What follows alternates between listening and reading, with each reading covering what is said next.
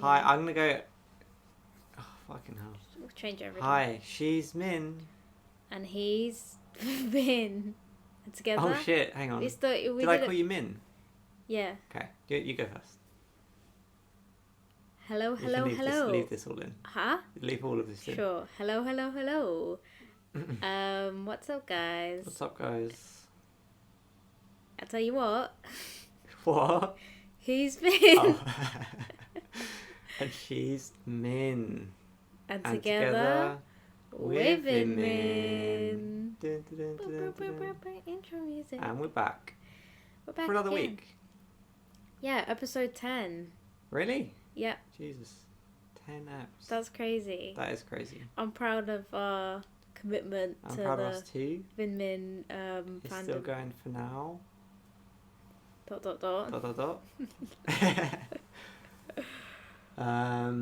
Yeah.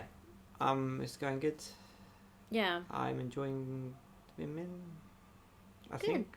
Kind of. I hope so. I'm enjoying Vinmin. I just don't enjoy the every week. Too much commitment, eh? Yeah, but making Vinmin's fun. Yeah. Mm-mm. Vinny actually said something earlier I'll do. that I'm gonna have to cut this. Note to the editor. Cut the next 30 seconds. delete. No. Do you want to say what That's you fine. said about what our podcast is? Well, Yaz has many discussions with me about what's the theme. It's like actually, Yeah, I don't feel know. like I've got an internal struggle with with just not knowing what a podcast where is it's about, going. where it's going, who we are, The what we're doing on vibe. this planet, Yeah. etc. No, What's just the meaning of Vinmin? what's the meaning of Vinmin? And then I said, so I guess you agree then if you make me bring it up. Yeah, I do. I said that, or should I bring it up in Hyper Up to you, which may involve a spoiler for a film? Sure.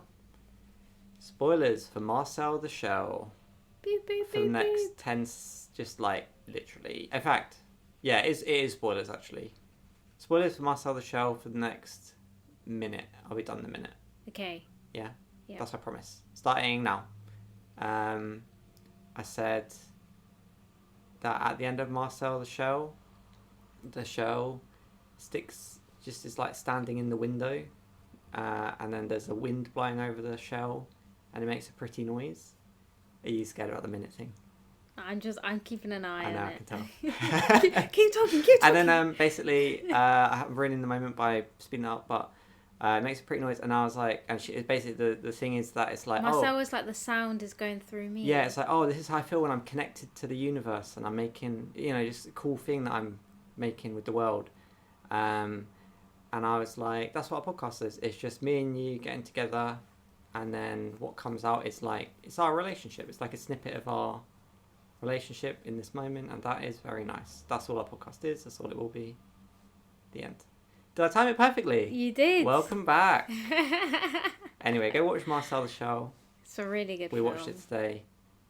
It's amazing. Yep, it made Vinny cry. Yeah, and not Yaz. And Surprisingly. not me for one. Normally I cry at everything. Well, if you say why I cried, then it might be spoilers as well. Yeah, because We'll I was about to, Yeah, but yeah, I think it would be spoilers. Anyway, it's a nice film. I did find it sad, but I think slightly less relatable. Yeah, I think so. I don't want to say any more because of spoilers. Because I'm an empath, so I can relate to shells and mollusks. Yaz is like, And I'm I a can't relate. sociopath. They're not a human. Yeah. That's why Yaz doesn't like Pixar films. She's like, a fish? I love Pixar I'm meant to care films. about this fish. I eat these. Hello, That's A her Bug's take on me, mate. Life. Oh, such a Yeah, but you hate bugs in real life. But I like them in You like films. Bugs Life. Is Bugs Life Pixar? Dinosaur 2000. Oh, that's not Pixar though, but Yeah. Disney. Anyway. Oh, sorry. What did you say? I don't know. Let's go back and rewind. I'm joking. I don't know. Welcome back to Vinmin. He's Vin. No, I'm not doing God, I feel maybe this is me high energy. I think because I'm tired. I might be a bit Really? loopy. Yeah, you're running on I'm not fumes. fumes.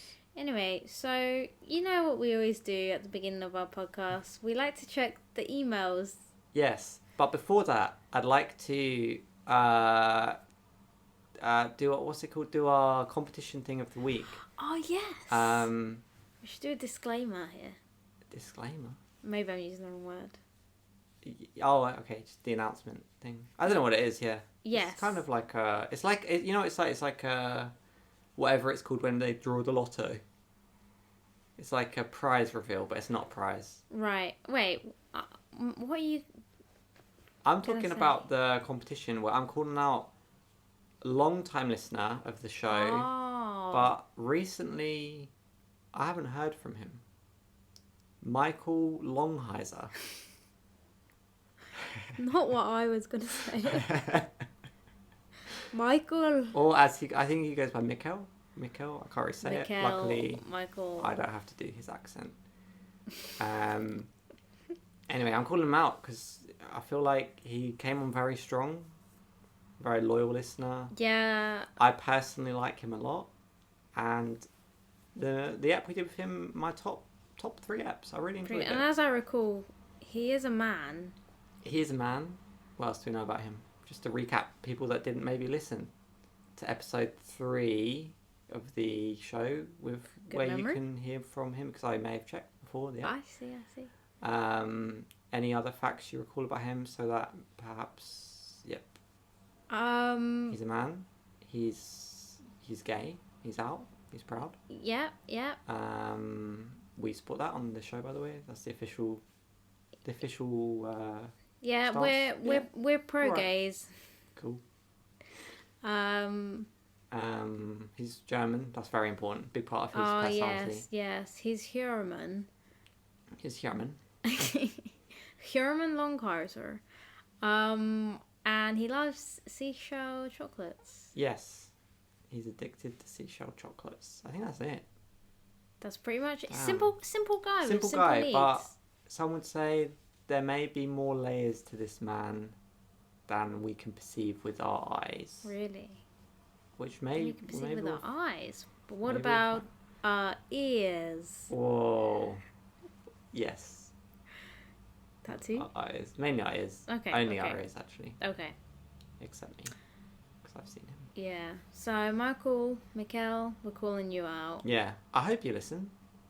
I really hope so. I really hope so. I hope so too, yeah. It'll be a big blow if you leave. Can you imagine if, because this is a completely rigged game, we somehow make him win? He'll be overjoyed. And conveniently, we wouldn't have to get him a gift. Because of German tax laws on gifts. Yeah, they don't allow gifts. That sucks. Not because he doesn't exist. No. Anyway, that's enough about Mikkel. I thought you were going to talk about Tim. Yeah, let's talk about Tim as well. Yep. Because, what a nightmare. What?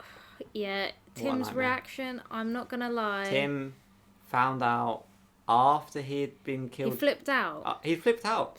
He timmed out. Timmed out. That's what I'm calling it.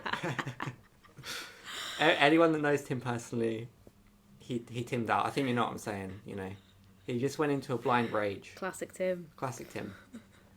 And I don't blame him. I accept that as as part of my friendship with him. But it can be uncomfortable when he tims out.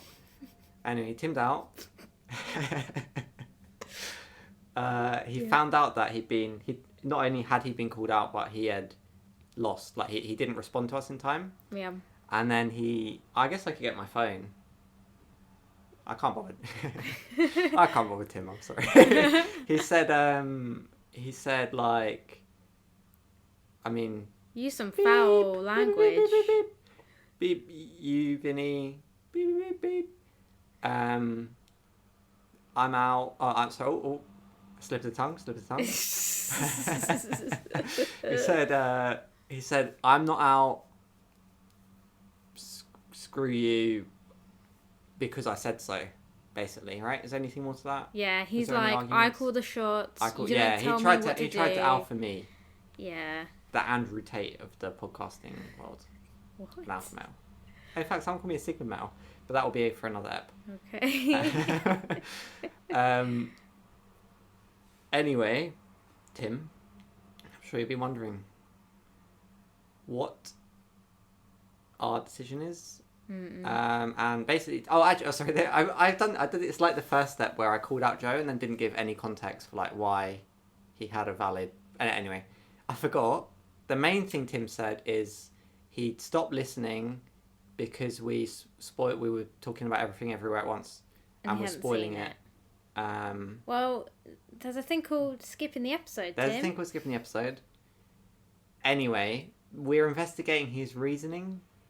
Yeah. Because I kind of get it, but also it's not a fair competition.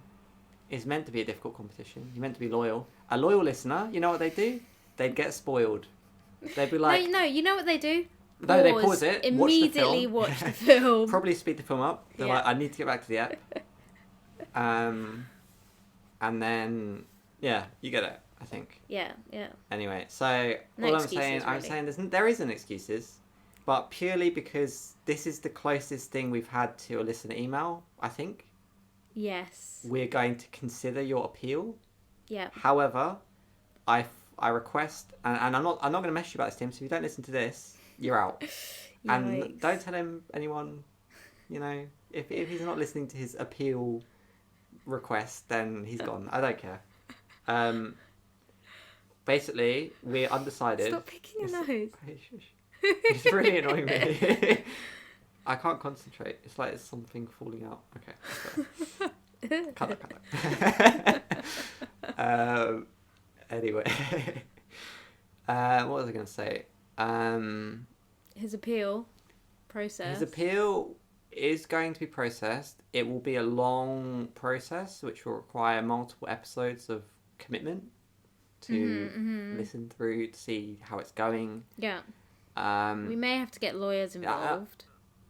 We may have to get lawyers involved. Basically, it's pretty serious. Should I have not said that? No, I can cut this. Our legal team told me not to. Oh. Until we what's it called? Where we send him was it when you get divorced and you're like, we're getting divorced. It's a bit of paper. I think it's the thing. Divorce papers? Yeah, sure. Decree? When we send you divorce papers, then the trial will start. Anyway, no, the thing is, we need you to write in. That's all. I need an official letter of complaint, or however you want to do it, to the Vinmin podcast. An appeal letter. An appeal letter. Yeah. Because, to be honest, for a loyal listener, it's not much just quickly WhatsApping me in an absolute Tim. In a Tim, not in a absolute Tim. It was just a bit too heated, and I need a more, something that I can show to my lawyers. And I encourage you to get a lawyer. Yeah, it needs to be more formal. That's the kind of severity process that this will take. And don't get your hopes up. I'll keep saying that every ep. The odds are stacked against you. Currently, I'm just like, well, you weren't loyal. Simple as that. Yeah. But, because we're good friends, that's why I'm even considering the appeal. But normally... Anyone else? This was my disclaimer. Normally, we don't tolerate verbal abuse. Oh, verbal abuse. Yeah, we don't. Or disloyalty. I thought you were going to say disloyalty. That's the biggest one. I mean, I can tolerate verbal abuse if they're loyal. Yeah, I'll take loyalty over not abusing us. It's been a long preamble. It has. However, we are nearly 15 minutes. I think there will be a longer preamble next. Really? Maybe. Anyway, yeah, it's time to check the... just time to check the Vinmin podcast at gmail.com inbox. Okay.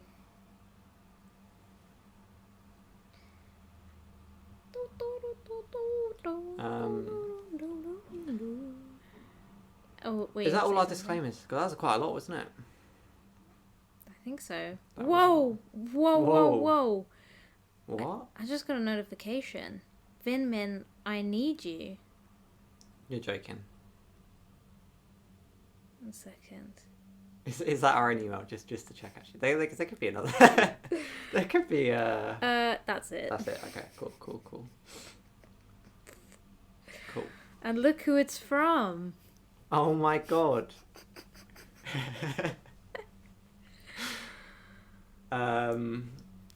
Congratulations, Mikkel. You've passed. Wow. In record, that's the fast. I mean, that counts as passing. Doesn't need to message me. 1 minute ago. Really? We're just saying he's on it. I think he does his like routine around Vinmin. Really? Yeah. Yeah, he must do. I think so. Okay, so I'm gonna read out his email. Oof. It's a long one, It's a long guys. one. I will admit, yes. It is a long one. Okay. I haven't read it, but I just had I saw it come feeling. in. I clicked. I was like, not reading that. Several scrolls. Probably I will give him some critique. Too much. Too much. Considering we're 15 minutes in. Too much typing. And just I haven't read it, but just based on vibe. Yeah. Far too much. Not just insanity. Drivel. Get to the point next time. With a question, just something we can latch onto. Because I worry, just based on vibe, I worry that we were going to spend the next 10 minutes or so reading something, and then at the end be like, okay. And have nothing to say. That is a Mikkel That's classic. a classic. Really. That's a Mikkel. Yeah, He's that taking is the a Mikkel. He's taking the Mikkel. Okay. Anyway, all right. I'm going to have some tea. Yeah, take a sip. You should have a sip before you warm up your vocal I will. cords. Warm up the vocal cords.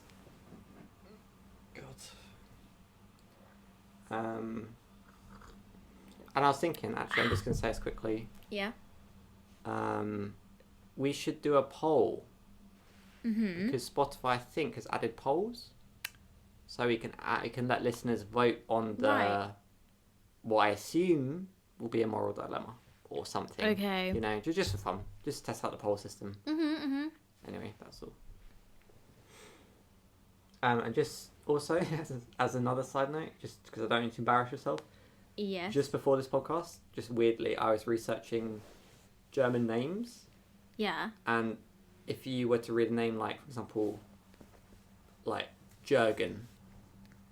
Yeah. I think it's pronounced Jürgen. Just so you know. Or like, you know, instead of in dark. I'm very well versed in. I know you are, but I'm just. German I don't names, want you to actually. embarrass yourself. That's all. Just double checking. Or like Jonas is Jonas. Jonas. Just in case. Just Dark, in case something Dark like that is comes up. such a good show, isn't it? I hope we can watch it again. Yeah, we have. Already. Oh my god.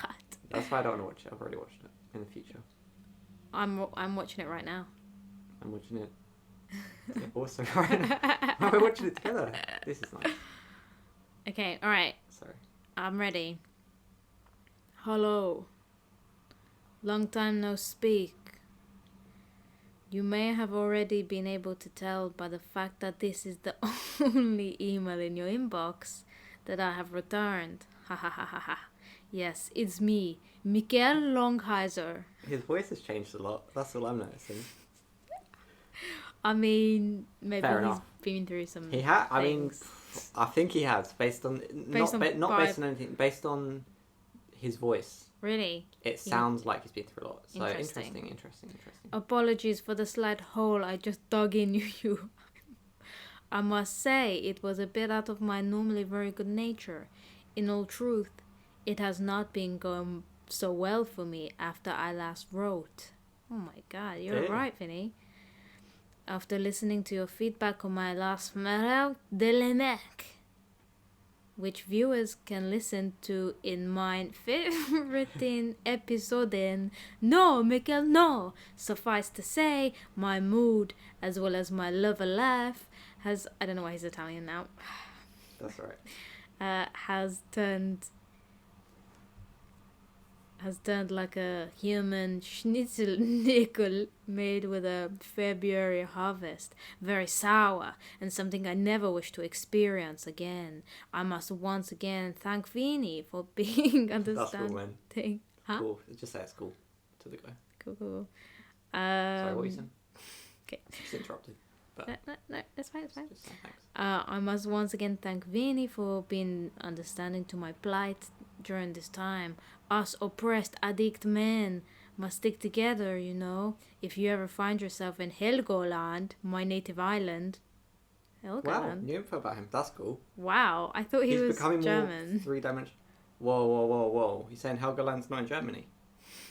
He says island. It's a native island in Germany, I'm pretty sure. Based on my geographical knowledge. Alright, I must buy you a German beer, my friend. He does like beer. Anyway, to nudge the snail back to its track after using Vinmin's advice. Wait, could I pause? Yes. You're doing well, but I think try and be more. I'm worried that it's hard to understand you. Shall I get rid of the accent? You can keep the accent, but I'm just saying. Anyway, to nudge the snail back to its track after using Vinmin's advice, I sat down with my husband, I am a man, in brackets, to talk about the problem of the seashell chocolate. And trust me when I say it went like Hitler's invasion of Russia very badly, and I lost many men. One of those being ... mine husband. Oh my god, no way. Mikhail, I'm so sorry. I'm so sorry as well. He has left me. Devastating. I do not currently have the emotional strength to even talk to you about it, even with you, my Vinmins, my best friend. His best friend? Oh, yeah, sure. I'll take that. But just know that I'm trying my best to heal from my husband's blitzkrieg. What? Okay. You know what blitzkrieg is? No. Do you want to know? Sure. It's a military tactic where you just like... Blitz? You start a war, yeah. You start a war and you just like very quickly just go... You blitzkrieg. Okay. They tried to do it to Ukraine and it failed basically. I think that was the original plan. Now let's stop there anyway. So that I may use my harrowing experience for its true purpose. To turn into more questions. Wait, what are you talking about? He's not very good at writing. Mikhail? But I'm going to read that again, sorry. But just know that I'm trying my best to heal from my husband's blitzkrieg so that I may use my harrowing experience for its true purpose.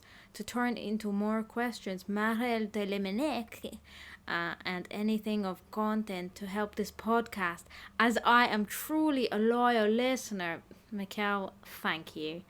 Anyway, my dilemma this week comes from my new life as a single man.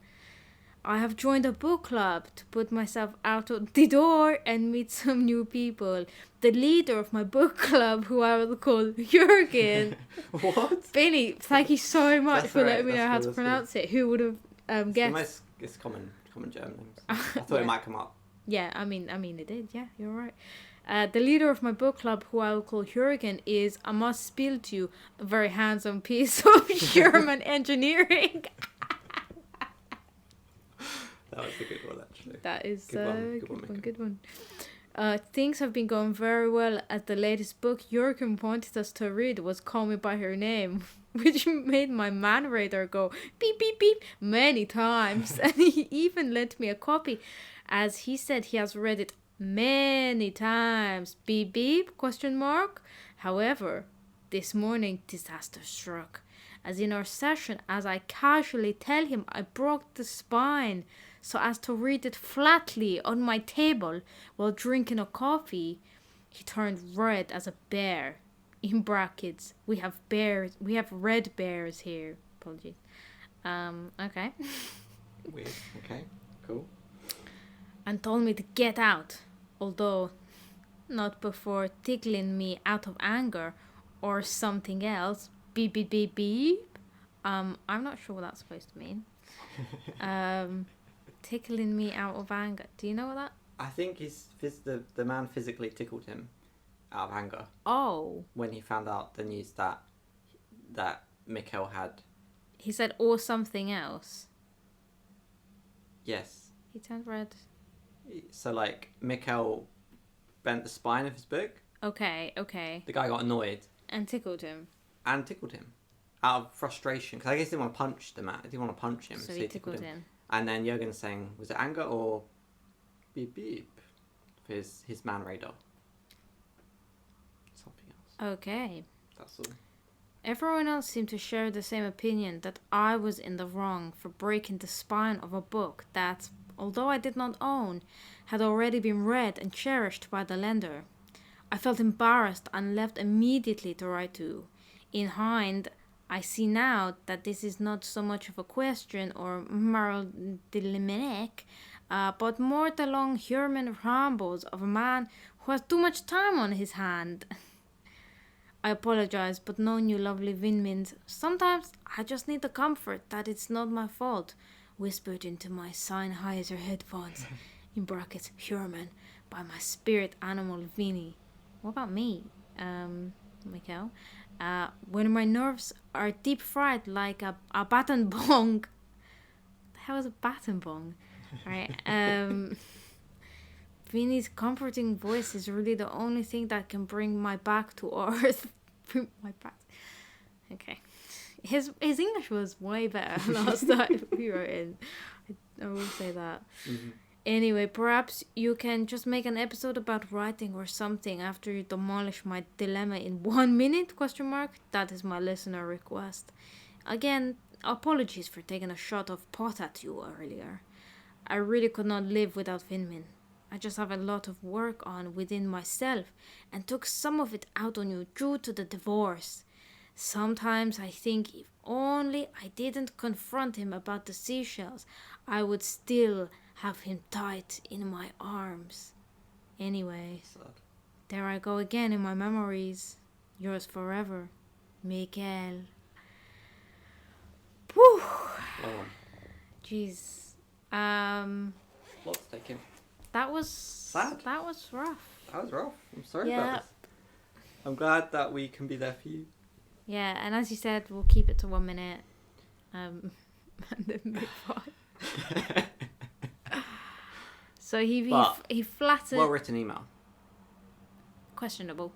He flattened the spine of the book that he borrowed from Jürgen. Yeah, but Jürgen already read it, and also. But if I did quote Mikhail's email, he said it was a treasured book, precious book or something. Mm. So this Jürgen guy really cared for the book. It meant a lot to him. So, you know, he trusted Mikhail not to damage it in any way, because maybe he wants to put it back on his bookshelf when he's done. And, you know, I think for it to look nice. I think Mikhail would struggle to understand how bending the spine of a book would impact how it looks on a bookshelf, though, because all it does is make it slightly more openable. Well, you can see the crease, though. Oh, I think the crease is the main problem. I didn't even think about the crease. Really? You've never thought about the crease? No, I don't think about the crease. Well, then that so makes... That's good, you know... Is that blowing your mind? It's slight, not blowing my mind, but... Have you never seen the crease? I can imagine it. Yeah. Probably I've seen it on every book I own, and I'm just like, oh, books have That's creases. just what books look like. Because, yeah, I also do the same thing as Mikhail. On the spine breaker, I was showing Yaz earlier, as soon as I get a new book, I break it down the middle, and then break it a couple more times if I need to, because I hate... Okay, anyway, I think morally... I think you maybe were in the wrong, Mikhail, to be honest. Yeah, I think you should have asked. Morally, it was a lapse of judgment. I mean, it wasn't your book. Yeah. You know, you could have warned Jürgen. I think he probably didn't have his phone on him at the time when he was reading it. So really? I think it just kind of feels like, am I going to read this or not? And actually, I do believe Jürgen asked him to read it for his book club. So he's on a time pressure. So, no, but he's like... Well, this person wants me to read this book. So right. The only way I feel comfortable reading this book, really, is if I can read it in one hand, flattened on the table, and the other hand I can hold a caffeinated beverage. If I had to read into it. Right. But you probably could have read it, Mikhail, I'm talking to you. Impossible. You could have read it without breaking the spine, right? I mean, how else did Jürgen read it? I mean, you could. But it would have been inconvenient. It would be quite inconvenient, and so inconvenient that it might even lead to just a lack of reading. Damn, that is a problem. Especially if it's a lifelong habit. Tough to break. Yeah, because my thing is anyway. The crease thing I hadn't thought of before actually. So the crease thing, I'll give you that. Fair enough. But that's the only reason, you know. The only reason. I assume that's the only reason why Jürgen would care. I see. Why do you think Jürgen would care? I'm broken. I can't bother talking anyway. No, but my thing is, I think a book that is beaten up, as long as it's not like, pages are not falling out and stuff. Yeah. I actually prefer that. If I could get a book like that, like I like getting secondhand books because they feel loved. I'm like, oh, someone's read this. It's not like it's if it's like, oh, they've read it at a 30-degree angle max so as not to break the spine or do anything. It's like it's not a book. It's like a piece of furniture. I see. So for me, this is me actually read. I'm just like, I'm getting into it reading. Yeah. That's why I do it with my books anyway. Hence why sometimes I've done it to other people's books. If they said publicly on a podcast, perhaps, probably on the previous episode, I think publicly they said about the book in question, I believe they said, not that into it. It was alright. I read it, but maybe they don't want the risk of pages falling out, because I think if you break the spine, then there's a potential risk. I'd agree there. if it was in Jürgen's case, it's a treasured book. Yeah. He's read it many times, but I believe in just this other case, it's getting a bit complicated. In this other case, they said publicly on the air. In fact, edit in real quick. All right. Let listeners decide. That's work for you. Sorry, I just like being aggressive when I'm telling you to edit from the future. It's funny. If you edit in the clip of you, sure, talking about how now. you feel. Wait, not now. Oh, sorry. Sorry, I mean it can be now. But just pay attention to. Just think: does this sound like this book is a treasured object to this person, and she is going to read it again ever? And therefore, would she care if pages fell out or the book was ruined in any way? Except the crease, which, I'll give you the crease. I got no argument against crease. Okay. I'm sorry for creasing the book. That's okay. No, but I just want to know, listeners, readers, are you a gentle book reader? Do you like to keep it nice and pristine? Or are you like, as soon as you get it, you're like, crack it open. Spine cracker. Because I'm not the only spine cracker out there. Because I can enjoy it, but I prefer being able to do what I want with the book while I'm reading it rather than feeling like I can't move it. Okay, point. I do it if it feels natural for the book. Some books, they don't naturally bend so much, so then it just feels wrong to force the spine. Oh, I was thinking the other way.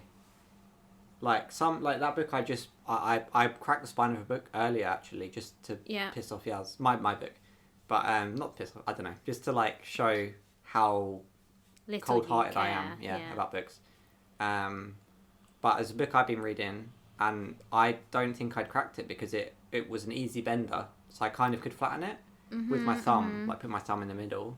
But if I read a book where, like you say, it's a bit stiff and doesn't really feel like it wants to bend, those are the ones I crack instantly. Because I'm like, this is annoying me. I'm like, I don't want to spend my entire journey of reading this book asking myself, oh, should I crack it? Am I going to damage it? I'd rather just get over with. That's where I'm at with books. Fair enough. Okay. Right. I think that was it. Yeah. For, Jürgen, you're great, mate. That's my take. Yeah, I'm sorry that happened to Jürgen, but also I hope you and Mikkel work things out. Mikkel, that's what I meant to say. Oh. Yeah. So wait, are you on Mikkel's side or not? Always. I don't even need to be honest, Mikkel, if you ever feel like writing in, just picture me saying, it's not your fault, you did your best, and I love you. To anything, no matter what you do. Alright. Simple. Cool. To be honest, actually, I think in this example... Yeah. In the example that he wrote in, because it's a treasured book, That's I think you can't really be doing that. At least on purpose. If you break it accidentally, fair enough. Yeah. But to be like, if someone says, "Oh, here you go, I really like this book," or if whatever, I would do it. But I think it's because, as I said, you publicly on the air said meh. So I was like, she doesn't care about this book. Anyway. Sure. But Call Me by Your Name is a good pretty film. Pretty good film. I've never read the book. I've read the book. Yeah? How does the book compare to the film? I don't want to give Tim more fuel. Tim God, also, yeah, in now his I Tim, feel like I can't spoil anything. Otherwise, not the spoils. I just meant what? his part of his Tim, he called me out on Oh, what? he said, what was with the weird take on books, saying that because in the app I said I can't remember. hot takes. I can't remember. I said like hot take. Films are pretty much always better than books. Oh. In general, because various reasons. Oh, because I like reading, because there's like music and there's more, different. There's more going on to try and get at your feelings and stuff. I don't really agree with that, to be honest. Fine. Anyway, you can be on Tim's What? So Tim said, "What's with the weird take?" Yeah, and then he said, and he was trying to tell me about an Andrew Tate thing where apparently he says books are for dumb people or something. Really? That is so funny. But he never sent me the clip, so that will be in the docket. Just so you know, Tim, every action from now on will be, recorded in terms of its loyalty. Literally. Because Anyway. it's a podcast. Mm-hmm. But no, I agree with Tim, to be honest. Yeah. I don't know, I'm having a bit of a You say films are better than books. No, I'm not saying adaptations of the book are I know, better. you're saying films in general. Yes. If you had to nuke one from existence, which would you go for? That's the question. To be honest, that's a different question. From existence? Let's say fiction only, because I feel like that you can't really nuke non-fiction, because like... Wait, books or books, film? Both. Books, both. Oh, shit. You can't nuke non-fiction books. Yeah, you can. We just don't write. What are you talking about? In a hypothetical world where you can remove things from existence, yeah, would you rather get rid of all fiction books or all fictional movies? So you can keep documentaries. Okay. I don't know, actually. That's a tough one. And then I wonder what happens to stuff like where it's based on a book. That's the question. But a lot of great films are based on books. A lot of great films based on books. Not a lot of great books based on films. Yeah, because they see the film, they go, incredible. Can't make it any better with words. Come on. They don't watch everything everywhere and go, that should be a novel. Oh. Etc. No spoilers. Just so you guys know. Great film. It's my current thing. That's all I'll say. It's my current Oh my god, I had a really weird, super boring dream that like the Oscars happened. Yeah? Oh, who won? Did you find out? Someone random. Yeah. Sounds about right. Like, and it wasn't Michelle Yeoh or what's the other woman? Kate Blanchett. Yeah. Angela Bassett. Oh no, I think she's supporting. She's supporting. I don't know how else is doing it. Anyway, it was like a 2-second dream. I was like on Google and I was like, what? I missed the Oscars? Anyway, sorry, not important. Yeah, what would I get rid of? Would I still have TV shows? No. I love my TV. I don't know. Can you have TV shows? I don't think so. Oh, man. Maybe you can have, like, comedy shows. Sitcoms. Yeah, maybe you can have sitcoms. Okay. Because they're not... I'm trying to think, like, kind of... I think I kind of get what you were saying with, like, films because they've got music, but also for me, it's like you get really attached to, like, actors and actresses. Yeah, because it's their job to make you... That's what I'm saying. With a book, it's one person... No, Viola Davis. One person and an editor being like... Oh yeah, let's make this, as good as we can. Yeah. With books, it's like, with films, it's like millions of pounds, loads of multi-talented professionals, all of them being like, we need to make this as devastating and heartbreaking as we can. So let's get, let's get Max Richter on. Let's get... That's a crazy film. No, let's get Max Richter on. Let's get some cool director on. Let's get Viola Davis on. You know what I mean? Yeah. Who's the director of like Prisoners and stuff? I always forget his name. Oh, you like him, don't you? Denis Villeneuve. Oh yeah, I thought it was him. Yeah. I think it's him. Anyway, yeah, imagine a film with him. Oh, I was wondering, you were talking about Arrival. I was wondering what, because I just said Max Richter because I was like, he's a good film. No. I'm just picturing like all of my favorites like in one film, like music. Oh, you're getting excited about director, acting. Interesting. No, that's what I'm picturing. Imagine like a film where like all of your favorite people have come to create it. I know this happens sometimes. It's crazy. But this is like when Dune happened. Yeah. You know. How is Timothée Chalamet in Denis Villeneuve movie? Crazy. Anyway, yeah, you can't get that in a This book. excitement's gone, by the way, from the world if you get rid of films. I actually didn't know what I was going to say, but I do think it is... And also, I think you've got to nuke books for the people. As in, the dumb people of the world who don't like reading. But maybe that's why we should nuke films. So that more it would people raise the read. IQ of the populace. No, but could you imagine, like what that would do to books? Yeah. Like, people would have to really up their games, I think. Up their games? Yeah, I think books would just, like, go up a level. Well, I think... Because there are a lot of crap books. I think it would go up a level in that there'd be more authors. Because Viola Davis might be an author instead. What if, imagine, someone's like, okay, we're going to spend $1 million and we're going to get like 50 people making a book. And we're going to get all of like the best writers of this. That's what we all do as Vinmin when we reach max fame. Yeah. I mean, yeah, I don't think that'd work, to be honest. Really? Too much fighting. Look at us. Can't even do two. Little podcast. I guess so. But anyway, I was going to say, if you nuke films, then general population IQ goes up. Yeah. Probably. Yeah. But... Because more people would read, you mean? Yeah. Yeah. But, I don't know. What do films give you?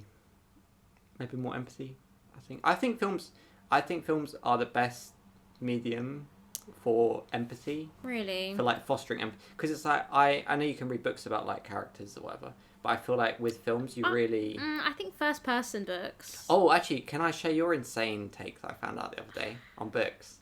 More insane than my take. Oh my god! Okay. I know what you're gonna say. This isn't insane, but go ahead. It's insane. No, but first of all, what's your answer? This is so normal. Pick an answer so we can move on. How, like, when I read a book? Oh, you're just gonna...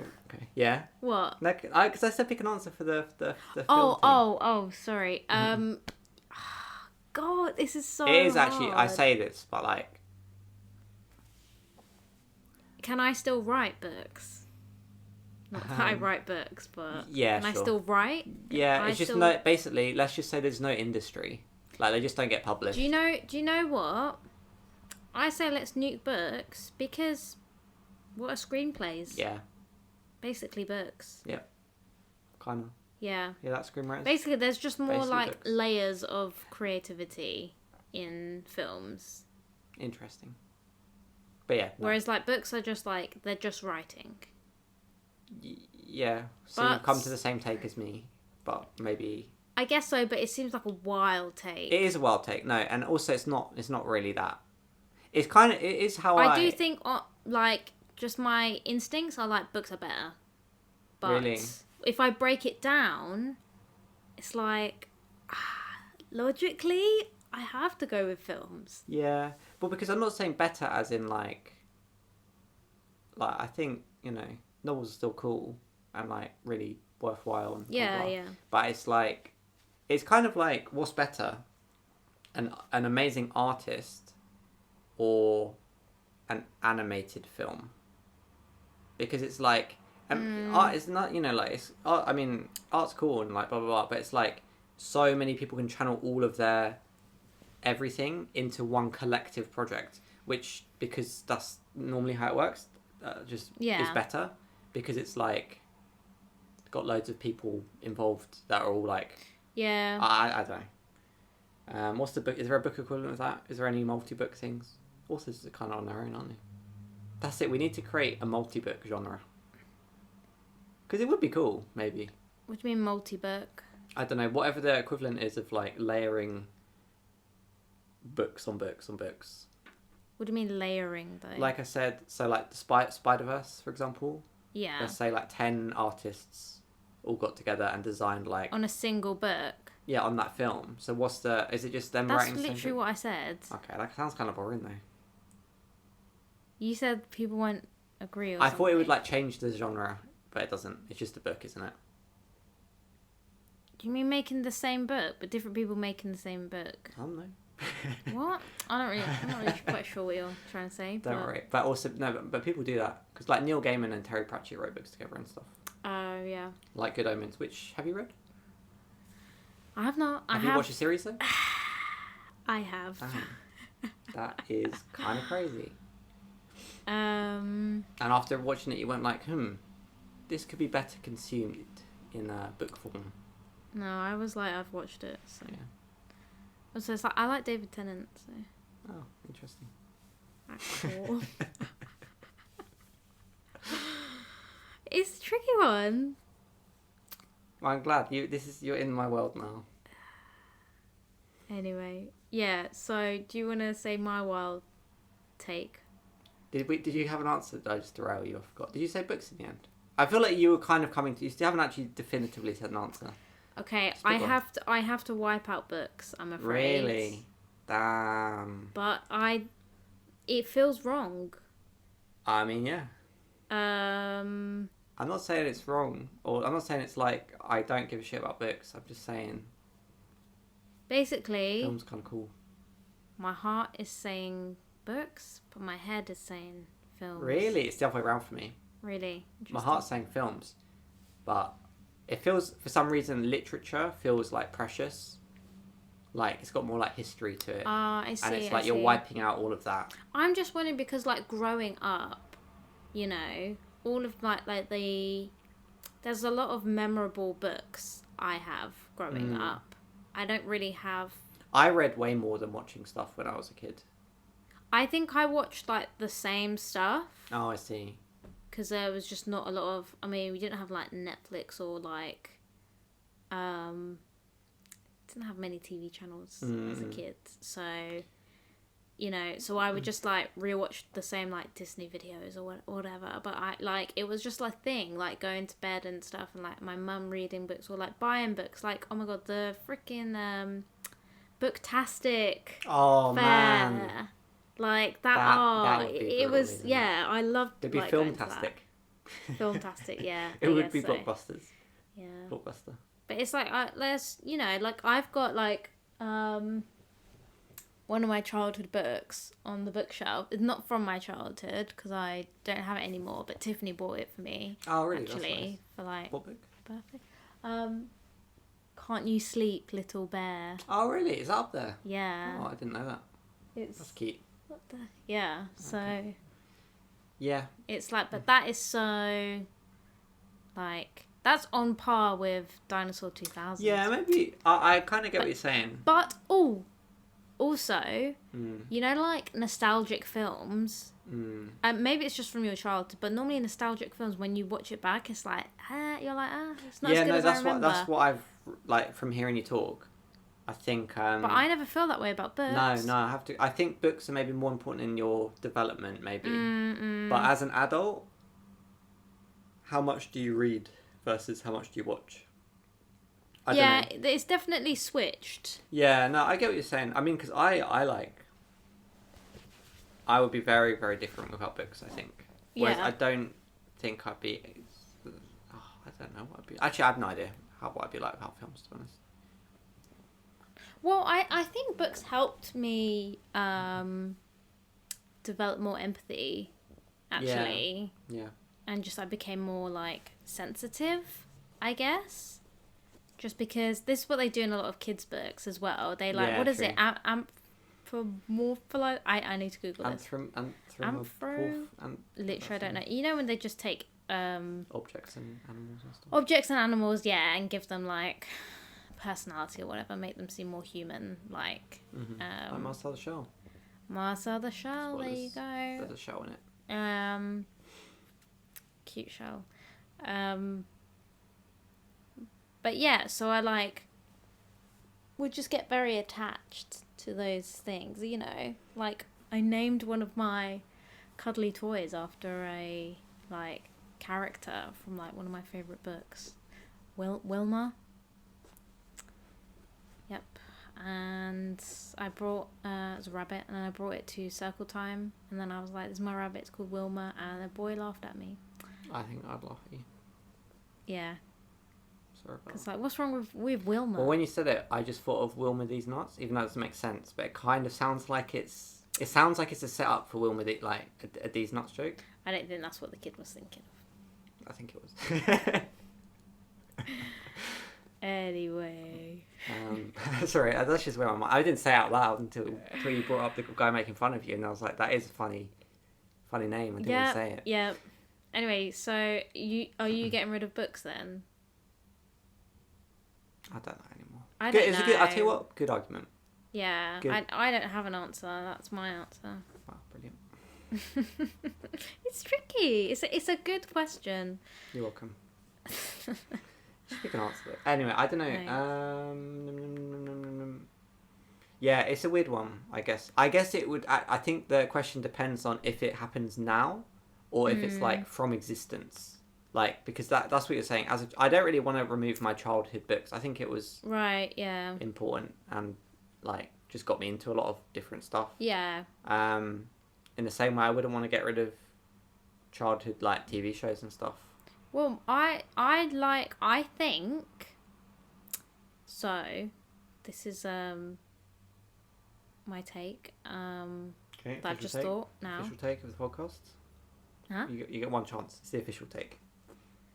No, it's a separate take. Okay, it's an official but basically, I think that the type of books that I liked to read, or that I liked my mum to read to me growing up, those are the kind of things that I like to read and I like to watch now. Those genres. It's just more like an adult version of those genres, you know. The things I liked about those books are the things that draw me into books and film and TV or whatever now, you know. What are those things? I think so. This just popped into my head now, so no, I haven't really. I have the same thing, but not for books, for TV and games, because that I. And games, interesting. Yeah. Anyway. Okay. Anyway, sorry. Okay, so I think so. In all of the books, it's always just about one kind of lonely-ish character who is just feeling a bit lost or maybe a bit lonely or misunderstood. Yeah, I get what you're saying. And is just kind of searching for an answer to something, or is just exploring, or is just I don't know. It's hard to put. It's more like a feeling, you know, the feeling that it evoked in me. It's hard to put it into words. But it's basically, it's all very much it's not even about the plot itself. No, it is just that. about the main character and their growth. Yeah. You know, and it's not something crazy, action-packed cool thing happen. Yeah, it's not cool. Yeah, I get that actually from you when we watch stuff. Really? Yeah, because even I recommended, Yaz is trying to read a book a month this year. And and then I recommended a Raymond Chandler book, who's probably my favourite author, I think. Yeah. Because I was like, well, you're into crime, Mm. and he's like a very famous crime writer, and also it's really easy to read. So Yeah. I was like, it'll be good for your book of the month thing. You can just bang it out. Yeah. But I mean, I don't want to ruin it, but I can see you not liking it because I think it doesn't fit the things you like. I like getting attached to characters. Yeah, I know. And I was thinking, Yeah. like, that's not why I like it. Even though, like, I do like getting attached to characters and stuff. But I need a character that I can, like, fully empathize with and, like, fully just feel like I know and be, like, invested in them and their story. And, like, care about them rather than being like, ooh, that's cool. It's very it's not really a topic anymore, but like 3-4 years ago, at least when I was heavily on Twitter, there was like a lot of like film discourse about, it was like a meme, but it was also not a meme, and it's true, I think, of the male versus female films and people who like them. So basically like feminine films, yeah, but versus not masculine. Yes. Okay. And trying to like define it as a meme, but I think it's very true. Yeah. In that there is this kind of like, not a gap, but like there's just like kind of on average, if you take 100 guys, they'll like these films more than women. Or Yeah. And it's not about the character. It's not about like, oh, this is a film with women in it. It's just the vibe. Yeah. And I feel like the vibe you're describing is that quite feminine? Is, I think, more of a feminine vibe. But more so because what you're not describing is a very masculine vibe. Meaning, like, films like... I'm trying to think. I'm basically like these kind of films that are, like, really cool. This is a discourse, I do anyway. like cool You do films, like cool films though. too. That's But I think you like... Your like, ideal stuff is when you're connected to a character, and then it's cool. Yeah. That's why you liked Everything Everywhere so much, I think, because it was like, it had cool... Oh, no spoilers, Tim. We won't talk about it. Anyway. It's cool. It's a cool film. Yes. But also you're connected to the characters. It was, yeah. Same with today's Marcel the Shell, similar. Yeah. Cool. Basically, like, or actually, I'll tell you what's a good example. Paddington. The Paddington films. I love Paddington. Because you're so connected to Paddington's just like... Yeah. Just I mean, so that's why nice. everyone loves Paddington. Yeah, but it's also because, like, the film... It's a very, like... I mean, they're well-made films, and, like, the story is... You know, there's so much going on, but I'm just saying it's like you're connected first, and then all this cool stuff starts happening. That's like, after. wow. It's, like, secondary, isn't it? But I think there's a bit of a masculine... I'm just saying masculine, feminine, because it's, like, this... It's not the right I word, know what you mean, though. But there's a vibe to be like, oh, that was... I watched a film that was really cool and, like, interesting or, like, crazy, rather than, like, about the... Like, I'm trying to think of actual films to back this up. But, like... Uncut Gems? Uncut Gems. That's a bit of a masculine I really like film, Uncut Gems. but I really loved it, Yeah. I but, thought it was very cool. Yeah. It's... Because it's like, obviously you're connected... Well, actually, I didn't care, really. I definitely kind of cared, but I think... Yeah, but I think the, like, story, the plot, like, It does. Road. It's the more important overrided part. it. I don't know what the word is for it. Yeah. It feels like they put more thought into making that really interesting, and then just being like, oh, I hope people connect with this guy because he's played by Adam Sandler and he's a good actor, and, you know, like loads of other stuff. Yeah. But I feel like, and anyway, good example, I thought of films that you don't tend to like that much, but, you know, I really like them, lots of people like them, is Coen Brothers films. Do you know Coen Brothers films? This is what I was thinking of when you were talking to me.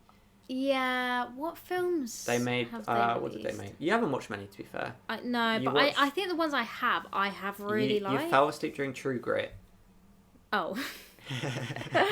Okay. Take it back. No, I feel like there was one you liked. Anyway, if you haven't watched many, you haven't watched The Big Lebowski, have you? I don't think. No, I'm going to Google it Coen real Brothers quick. films. What is True Grit? I don't remember. Western film that I was watching. Was it with, like, Matt Damon or someone? Maybe. Yes. Let me see. I think it was. Yeah. I just got a bit bored.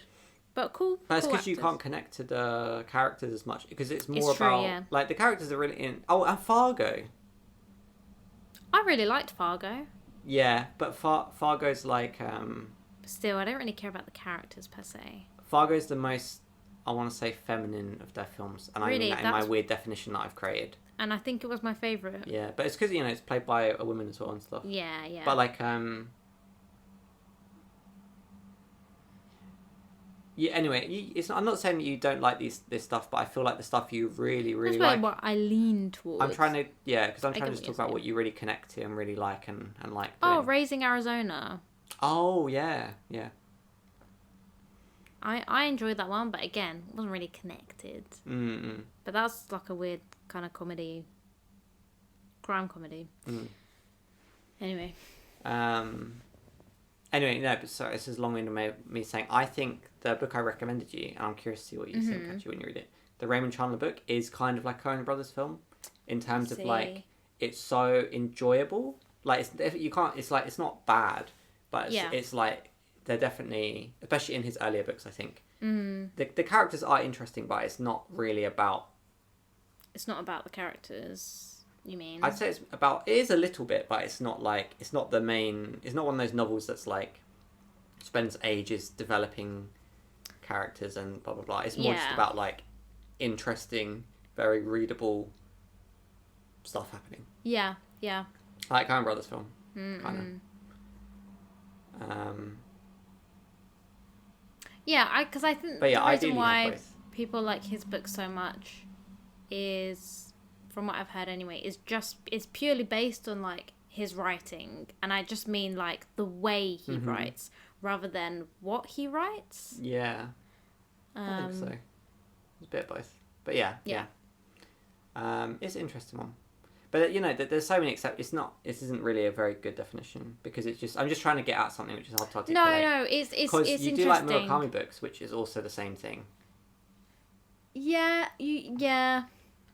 Anyway. Yeah, but I think with Murakami, it's like the whole book just has like the book feels like a character. I don't know if that's a weird thing to say. I get you. Like the whole book just has like so much style and stuff. Yeah, there's just like a feeling from reading it, just the way he. But basically, writes. How you feel about Murakami, that's what a lot of people get out of these cool films, I think, where they just are watching it and they're like, "Oh, this is a cool." It feels cool. Yeah. You mean? I'm sure we could think of an example of this being a thing. Anyway, whatever. But I think with Murakami, like he writes about people though. He doesn't really have like generally his books don't really have like. Not much going on. There's not much going on. Yeah, it's like a really basic plot, like. Yeah.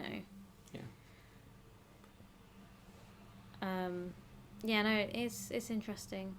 What would you say yours is? Well, yeah, I've been thinking about it a lot. Yeah. Because I think that's been part of my artistic journey or whatever. I don't know. I've been thinking about it a lot basically because. Oh God, I don't even know how to articulate any of this. It's okay. Just try. Because basically, I'm into fiction. Yeah. But I'm really into fiction, kind of. But as in, I when I was a teenager and a kid, really into books. Like I read so many books. Yeah. Like it's all I did, and then games as well. But I don't really play that many narrative games. Anyway, I just kind of play like CS:GO or like just like competitive games. Yeah. Anyway, and now as an adult, I'm really into films. But like these came at different stages for me. That's all. And then with art, it's like a similar kind of thing where it's like, it's very hard to describe actually. But it's like with art, so much of it is just kind of, I don't know if this sounds pretentious. I don't think it does. But like refining your taste. Because I have to have a strong opinion. Like, if I want to sit down and paint something... Yeah. And it's not a conscious thing anymore. Of like, I want to paint in this style. It's not a thing anymore. But it was when I started, I had to be like, what do I like? Like, I don't know what paintings. And I spent a lot of time thinking like, oh, I like this kind of thing. I don't like this kind of thing. And then basically throughout this whole process, which is ongoing, I've just had to think a lot about like, oh, like, A, what do I like? And B, also kind of like doing the reverse, where when I'm noticing, or like, it's like I'm reconnecting with stuff that I didn't know was such a big influence on me. And it's like, oh, and basically all of that is mostly, from an art perspective anyway, is games and film stuff. Yeah. But like, I like storytelling of books. Anyway, sorry, it's kind of a long rant. No, it's fine. Anyway, but I think I'm still figuring. Yeah, sure. Somewhere. Sorry. Mm-hmm. I'm still figuring it out. Yeah. But I think the one thing that I really connect to at the moment is fun, actually, which makes a lot of sense. Fun art. No, but I don't mean art. I mean like anything. That's why I like the film today, because it was like you connect to the character and it's really emotional, blah blah. But it's like fun. Yeah, there's such it's a just fun really creative. vibe. Creative's another word. For it. Just like I really enjoy like pure, unleashed creativity. Yeah. If that makes sense. Yeah, that's something I get it. Yeah. And obviously I like connecting to characters and stuff, but I think that's something that's like a constant in everything that I really like recently. Well, I was gonna say, I think those are like the podcast episodes that you enjoy most as well, when you can just like have the most fun. Yeah. Like the Mikkel episode. Yeah. And the Curb one. The Curb chat GPT one. Like, and it is really fun. Like, you know, like I said this before, but like editing that episode, I had so much fun. Yeah. And it's like, it's because you can just like, it's not just like the same thing over and over. It's like you're getting to just like expand your brain a bit, like create like creatively. Yeah, no, I totally get it's a big question, and I could talk about it for a long time, to be honest. But basically, it's been interesting for me watching my own taste evolve, I think. Because when I got into films, I think I was very different. And, like, the kind of stuff... As a person? Yeah, and also, like, just what I liked about kind of fiction and stuff. And a lot of it's still the same, but basically I've really I think art specifically there's like a pre-art Vinnie and a post-art Vinnie, and it's affected both my art but also just like my appreciation for stuff. And like there's certain stuff I like Evangelion, I have a poster of it on my wall because it's so good. And but I watched it before I got into art and I didn't like it. I couldn't get into it. Really? Yeah. I tried watching it and I just was like... I just remember being like, this is dumb. Like, it doesn't make any sense. Yeah. Which that was kind of like my... When I first got into films, that was kind of my thing, was like... Does this kind of like logically make sense? Which is not a very good way to view things, I think. Anyway. Yeah. But I mean like even just sense within the world. And I'm still a bit like that with like... So, anyway, it's complicated. But now I really like Evangelion because I guess if I could articulate why. Just appreciate it a bit. Yeah, but I'm trying to like work out why I like it so much, which I think is so authentic, and what I mean by that is the guy. How do I even describe this? Because Evangelion is like it's like a kind of a dumb show. Yeah. Like it's about robots fighting each other and little kids have to pilot the robots for whatever reason and fight each other to save, like, to fight angels that are coming down to blow everyone up. Yeah. Which is, like, a silly premise for a show. And I do like the characters in Evangelion are really interesting and you can kind of get it, like, that you relate to the characters and stuff, blah, blah, blah. But that's not really what makes it special, I think. It's like, the guy who made it, it's so hard to describe. You know when someone makes a piece, like, I'm trying to think of another example. The guy who comes to mind is Charlie Kaufman stuff. The what? Charlie. I'm trying to think. Have you watched his films? Adaptation Guy. Yeah. And then we watched the other film, the recent one that I didn't like as much. I'm thinking of Ending Things. Oh yeah. Anyway, basically his whole thing is just that like his films are him trying to be like as authentic as possible. Yeah. But Evangelion, in my opinion, is that. But the guy who made it is so like, it's so hard to describe. But like, when the feeling you get when you watch it is, it's like, imagine like a little kid who's making like a really dumb story, but they're just like so into it, and at that point they're not really trying to like, they're not like, oh, would this be good? Like, they're not like, would this like make sense? They're just embracing fully their embracing idea. it. And it really feels like the guy, like, for example, I don't want to like, it's not really spoilers actually, but like a lot of it is just like the main character just being like really like depressed with like the world he's in. Yeah. If that makes sense, like, because he has to like get in this robot and risk his life all the time, basically. But the way it's done is so kind of like angsty and like a little moody kid, and it's like, it's so weird. I don't know how to describe it, but basically the guy writing it didn't realize that he was like depressed, I think, while writing it, and it's like, I think it gives it. It's like it's a good example of just him. It's almost like he was writing this thing, but he just had no expectation that anybody would watch it. That's how it feels, anyway. It's just like really weird, and there's so much stuff where it's like it's like the main character's like 11 or something, and there's so many like naked girls who are like 12, 13. Like, it's like, it's a weird show, and it feels like if. But why do you think it's so good? Because because he just makes it as weird as possible, or just as authentic. Yeah, but it's not weird. Possible? It's not weird for weird's sake. It's just like, he's like, what do I really like? And yeah. and it's like almost like he's like, oh, nobody will watch this. Doesn't matter if I draw like a 13-year-old with like her tits out or whatever. It's like, that's what this character would be into as a kid, or maybe what he's into. I don't know, but I'm just saying, like, it feels like a very honest expression, even though it's like a weird anime version rather than like this is my feelings, because that's how it normally is, right? Like, I'm expressing how I feel authentically, and it's like so sad or so whatever. Mm-hmm. But with this, it's like he's expressing all his weird stuff as authentically as possible, and it's cool. I don't know how to describe it.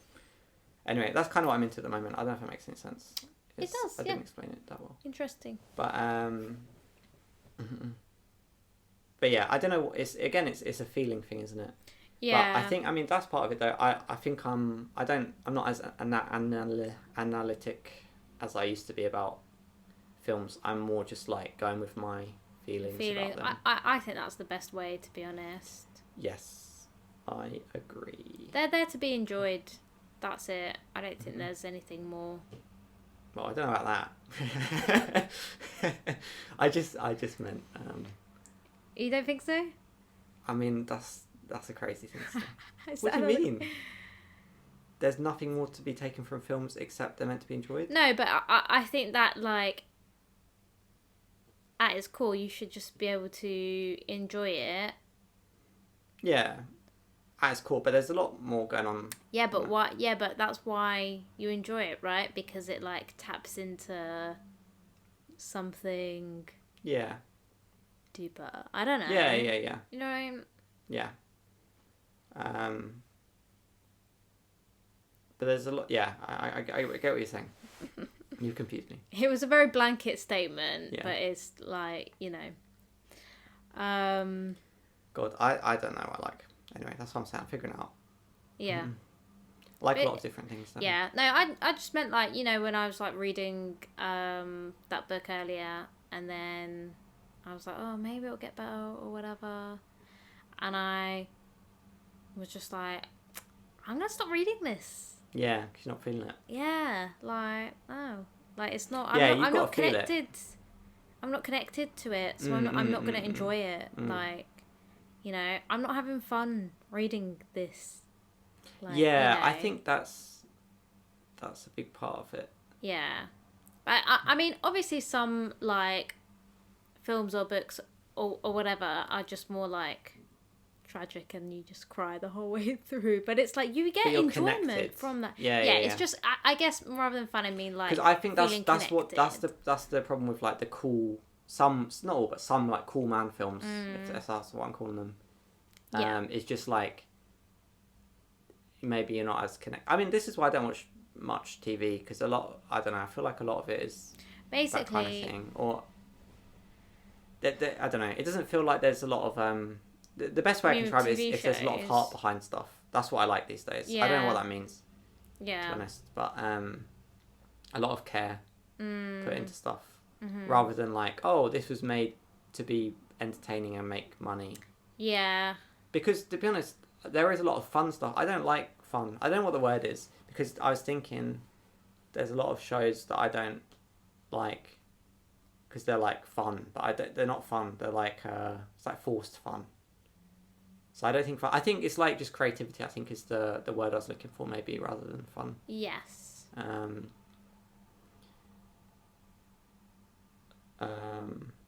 Yeah, I think this is a weird convo in that I don't think either of us can, like, articulate it properly, because it's so, like, it is just like a feeling, you know. Yeah.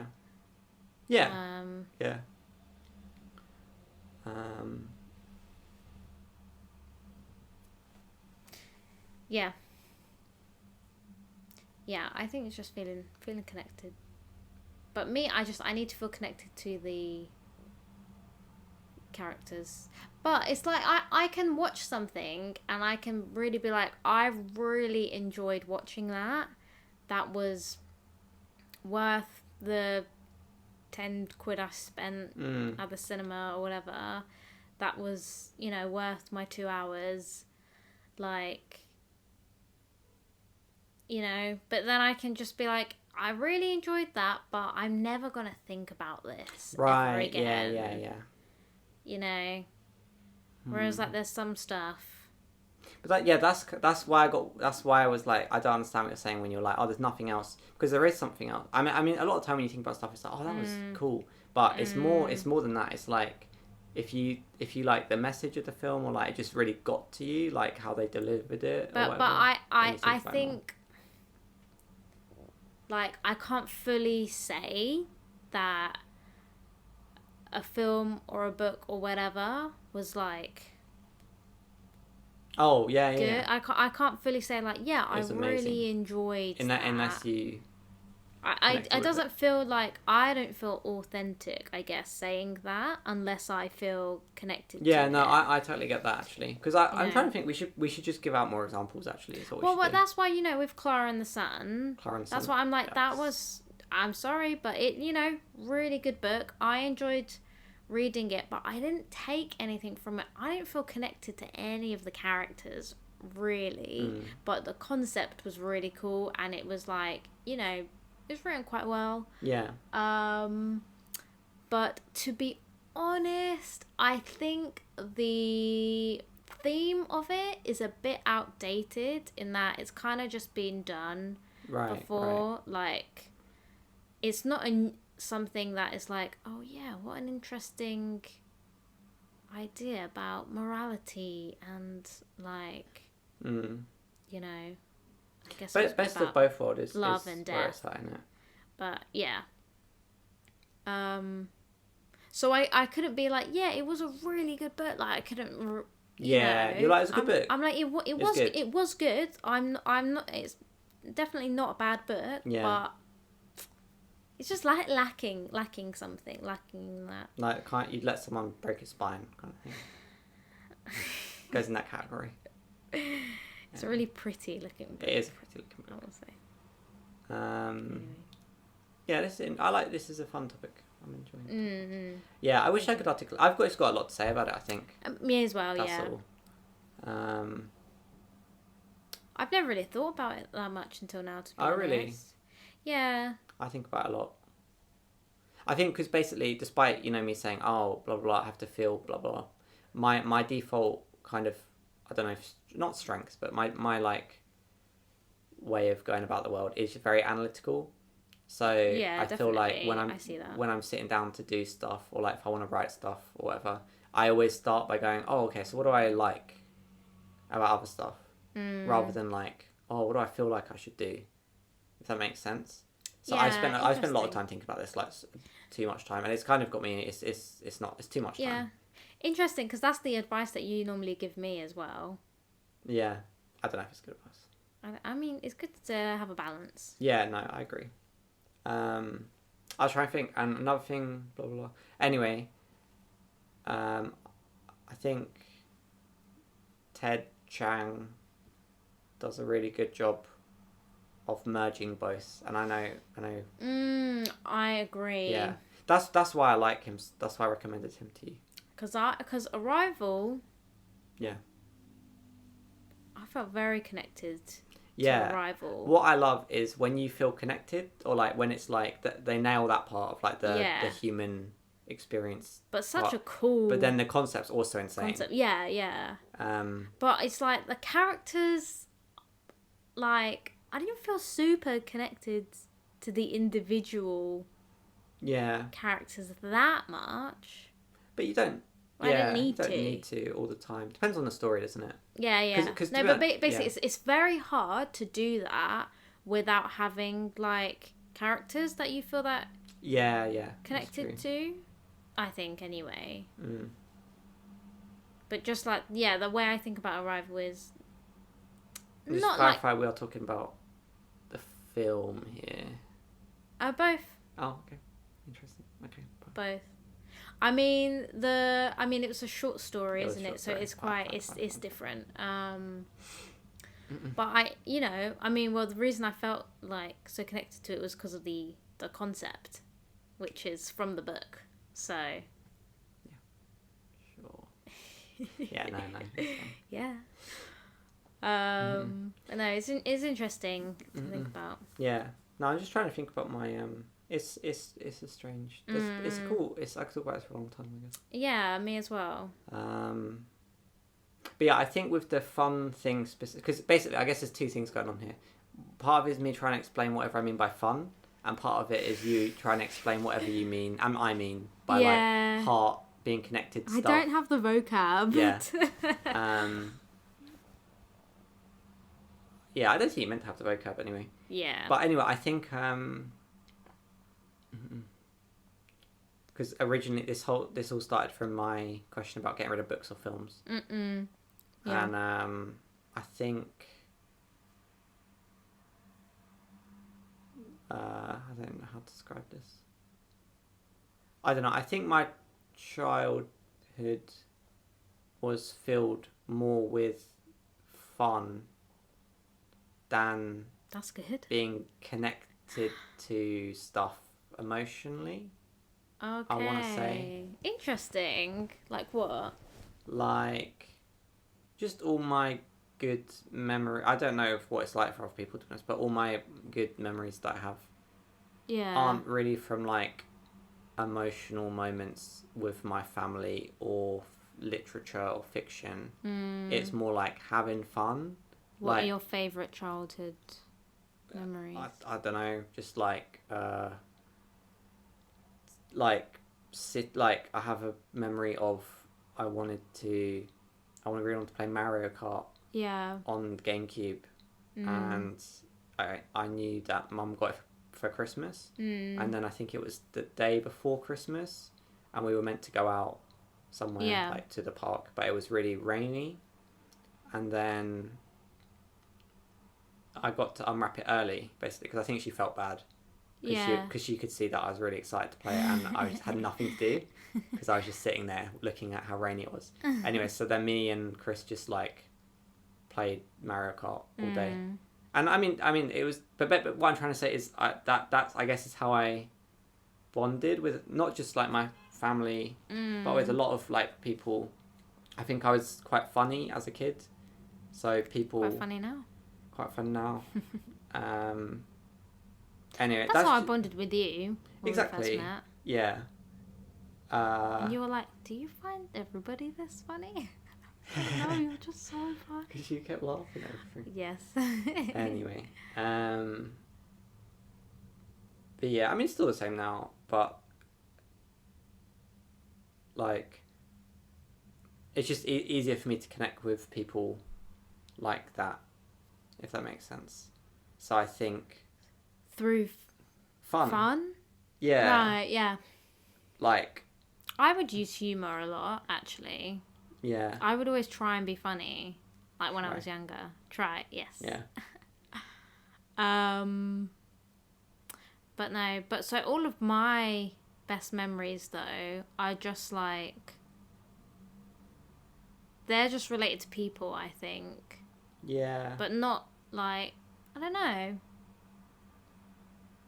It's like I have this memory like of like going round Tiff's house like after school, and just like she had like a old school like video recorder, and we would just like record, like she would just like record like our conversations and stuff, or we would do like music videos like those kind of memories. And like, you know, like memories of like playing like games with my cousins. Yeah, I have a lot of that. Like, I'd say. A lot of both of those, actually.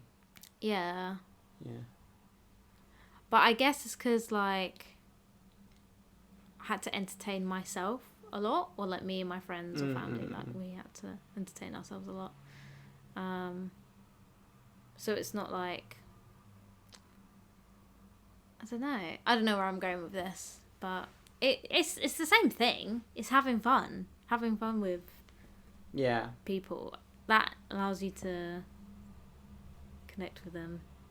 Yeah, I don't know if that's like such a really obvious thing to say. No, I get it. It's a day. I need to think about this more, I think. It's a complicated topic. Yeah. Yeah, no, this is... I don't know. Basically, I think I'm just unloading because I've been thinking about this for like 2 years. Really? Like, because it's what I need to do for my art, weirdly. It doesn't make much sense. Just have fun. No, but I just need to like think a lot about what I like and what I dislike. Oh, okay. So I've spent a long time doing it, I think. And then also and stuff like, what do I care about? I don't know. Complicated. Have you stuff. found the answer yet? No, I mean, you can hear from this podcast. I don't know. No, but it's multiple things. Basically, is the answer. It's loads of different stuff. But anyway, I think number one is authenticity. Actually, I'm changing my answer from fun, because the fun is, I think fun, I just mean like creativity. Yeah. But like authentic creativity. Yeah, just being like completely yourself without caring. That's what I was trying to say about Evangelion. That's what it is. But it's written by an incel, basically, which is why it's not an incel. But like, just basically, that's what is so good, man.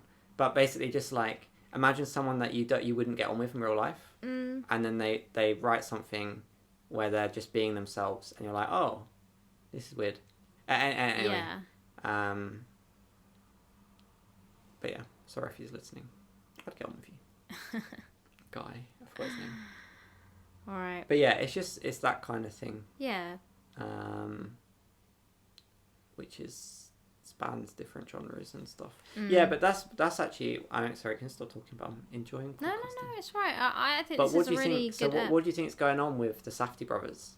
Because I think they are being... What do you mean? Authentically creative, but you just don't connect with, like, did you see what I'm saying? Because I get what you're saying. They're like, oh, where's the like emotion and where's the blah blah blah, but it's like, what if that's what they... What else have they made?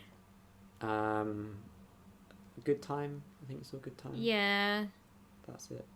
And well, there's another film, but old film. Yeah, I'm trying to think.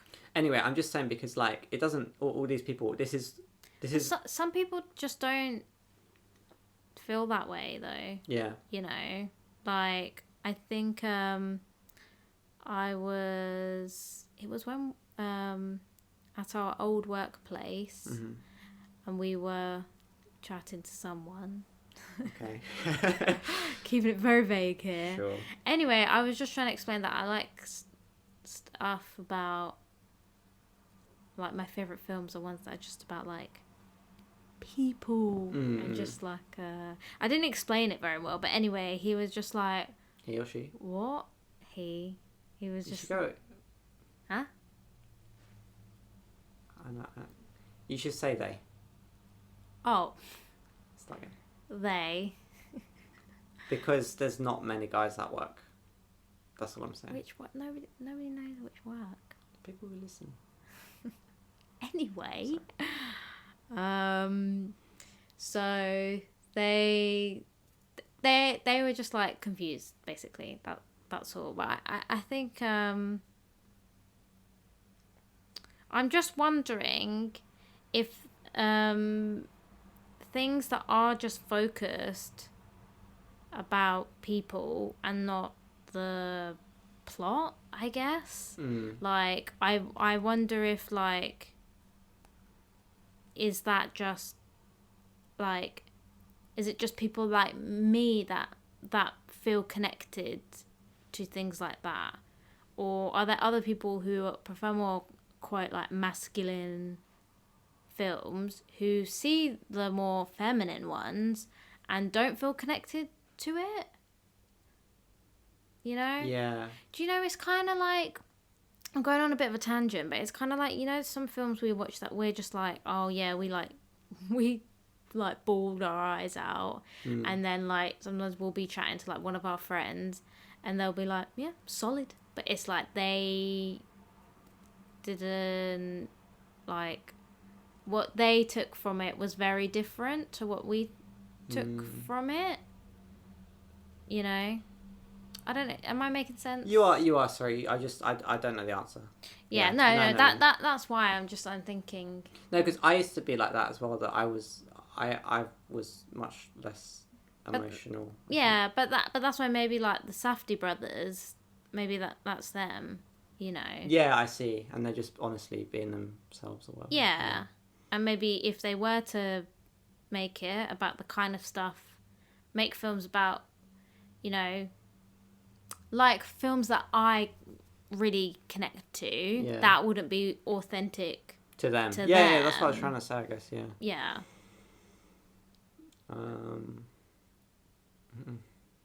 Because it does seem pretty authentic. Because actually, it's not a Marvel here's a good film, example. is it? This is a good example, I think. Is Yeah. Tenet. Because Tenet. the amount of Interesting. thought that went into Tenet is absurd. Like, Christopher Nolan is obsessed I with need to watch whatever that he's film doing. again. I still Like- don't really get what happened. Exactly, but I don't get what happened. But it's like, Christopher Nolan, Yeah. you don't get the... I mean, you don't get the impression that he's sitting down to be like, what film should I make that, like, other people will like? Even though, good, you know, luckily for him and his career, that is exactly the kind of film that people like. Like, Christopher Nolan films are, like, so popular. Because they're cool. They're, like, the archetype of cool film. They're so cool. I mean, I Yeah. love They transcend all of boundaries. his films, yeah. Yeah, exactly. But, like... he's just upset. Like, he's obsessed with what, you know, like, he's done the same thing every single film. Just like this weird idea, Yeah. like weird kind of concept. I'm gonna make a film around this weird concept. Yeah. Every time. And it's like, you know, in my like definition of what makes a film good, or whatever, where I was saying authentic creativity, he's being extremely creatively authentic, I think. Yeah. I don't get the impression that he's like, oh, I really want to make a film about a boy finding love, but I have to do it in reverse, and he's also a robot. Or I don't know, you know what I mean? Like, Yeah. it feels like he just is really interested in his weird conceptings. Yeah. But I don't. I like Christopher Nolan films, but I mean, I'm excited to watch his next film. Well, if you get to that point in your career and you're like, you don't feel like you can be authentic in your work, then there's some things. But no, also I get it. They're Actually, very wrong. I guess because I've been trying to think about what I wanna. I'm in a bit of a writing mood. Yeah. You're thinking about what you want to write. Yeah, and then a lot of, and it's, I think actually with art, how do I? I think with art, I can't hide it as much, or at least it feels like that. Like, basically, there's a reason I like all this Ted Chiang shit, and like, I don't know, I'm trying to think, like Damon Lindelof I really like as well, you know. Yeah. And it's because it's like like really like emotional, whatever, blah blah blah, whatever we're getting at there. Yeah. But also bolted on with like a cool concept. Yeah. Because I think, for me, I'm just not that comfortable with like my emotions and stuff. Like I don't like. I mean, I'll find out, I guess, if I end up writing anything. But for me, it's much more comfortable if I'm trying to think of what are like two films that are similar, but one of them's like sci-fi. Does that make any sense? That's a very specific question. Like, I don't know.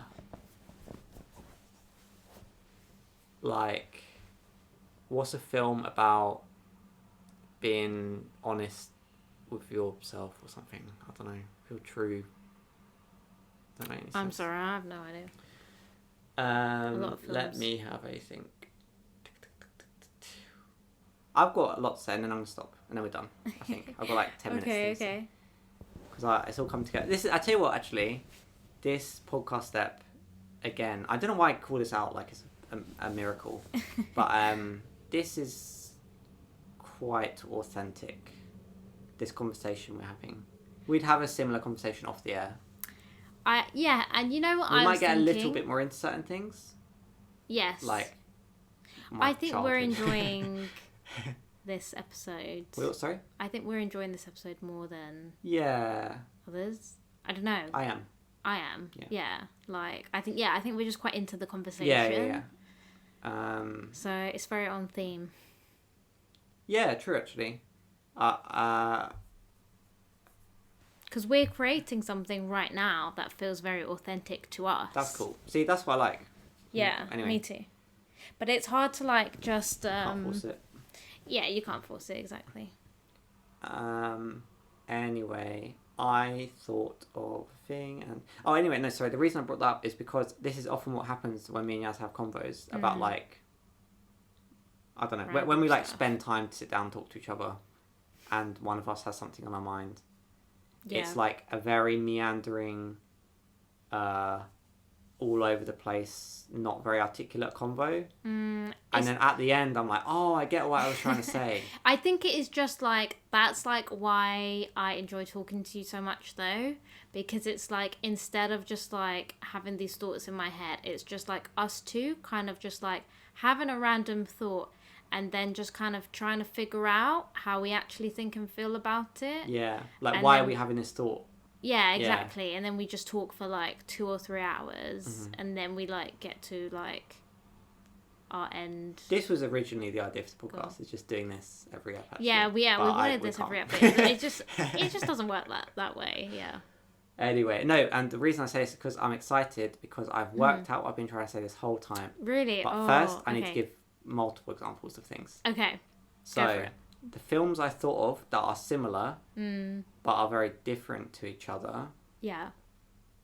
are Interstellar and Call Me By Your Name.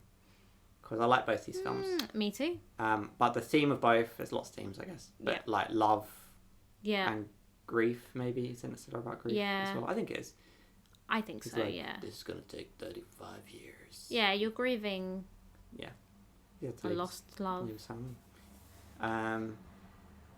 Anyway, but basically they're both very good films and they both feel authentic or whatever. Which did you feel more connected to? I mean, Call Me By Your Name. Yeah. Yeah. Which what I was going to say is like... sorry, that sounded rude to people maybe, but it's because you know the answer now. Yeah. I just wanted it on the... I know, because I'll talk about it. Yeah. No, but basically, I felt way more... I was, like, emotionally, like, devastated by Calling By Name, whereas Interstellar, like, sad and stuff, but, like, it's more just, like, what a cool... And, you know, there is quite... I mean, Interstellar is kind of an emotional film, I think. I think it's just the way it ended for me, Call Me By Your Name, was what got me. Really? For me, it was the whole thing, to be honest. But basically, I was just trying to say, like, so, I prefer Call Me By Name. I like both, but, you know, if I had to pick one, it'd be that. Yeah. And, it just was so... The novel, congratulations, there you was go. just, like, I mean, it's weird because like the guy who wrote it's not even gay, like or whatever. I was making a face because Yaz thinks I'm gay. Maybe I'm. No, I meant the guy writing it. Oh. Maybe you are. You also think I'm gay. Let's be Jeez. honest. I think I'm gay sometimes. Okay. So coming out. That's so gay. That's that title. Anyway, no, because that's based on my last stuff. Anyway, but I think the guy who wrote it, even though he's not gay, the like the expression of love in that film is so authentic. The most authentic I've ever seen any film. I think for me personally. Lots going on. So like lots of Vinnie things going real? on. Real? Yeah, it's so real. But like you know, like even though it's not real, just like but that's exactly how it feels. Yeah, I think so. And like when it passes, also the same as well. Yeah. So that just like really, you know, I love Calling by Name. It's a great film. But the reason I bring this up is I don't think I'll ever write a Calling by Name. I'm much more likely to write an Interstellar. Even though I like Calling by Name more, I think there's and this is, I guess it's getting into like writing and stuff, but there's, for me, thinking about what I want to write and stuff, it's, and also with my art actually, because sometimes I want to like, I mean, I haven't posted any of this on Instagram, and probably never will, but maybe I will. I'm trying to like, I'm on an internal arc at the moment, trying to get more into like narrative painting and stuff, and just like the like non-technical stuff of painting, basically just like expressing ideas, concepts, feelings, etc.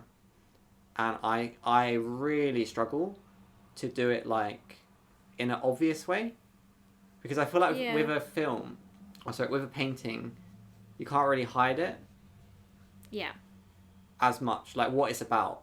You can't really hide it, whereas like in films and stuff you can hide it a lot. Like that's what you're kind of saying, where it's like, oh, not what you're trying to say, but like you know, Interstellar is this space film, and some people will be like, oh cool, that was sick, cool soundtrack, but some people will be like, oh, that was like, wow, that really felt, that's not what it was about. It's not what it's about, really. Yeah. That's interesting. But like something I've been noticing with painting anyway, like all the things I want to paint is basically like some idea, like say it's like I don't know, just me feeling depressed or some shit.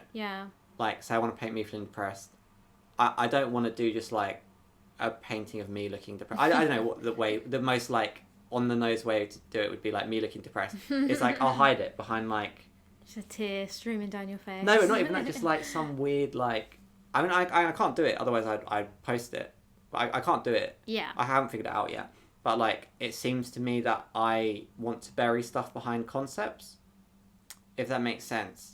Like that's what I feel comfortable doing. So I think art specifically, like paintings, drawings, whatever, those are the most interesting, where it is concept, but like you can kind of see what's coming through. Yeah. You know? But there's different people that will convey the same idea within art, and I think some people, like, I think but maybe you just don't want to be vulnerable. I mean, that's what I'm trying to say. I guess is like, and how authentic is that? No, but this is the thing. I think it is authentic. Because I'm not the Call Me By Your Name writer. This is what I was trying to get at earlier when I said I connect with people through game stuff. It's like, you know, I can be slightly vulnerable or whatever. But it's like, even I was thinking while you were doing a wee, I was thinking like, like even like, you know, two of the most loyal listeners of the podcast, Joe and Tim. I connected to them through playing Magic the Gathering with them. And obviously, you know, lots of other stuff. But like without the game, I would never have spoken to them. Do you know what I mean? So it's like, for me, authentically as who I am, I need a certain amount of like distance to connect with people. So therefore, with my art or whatever, authentically, I think I might need the same. Maybe I don't know, because it would feel I mean, I'll try it at some point, I'm sure. But, like, I'm trying to think... You know, like, when you just see, like, really, like, raw...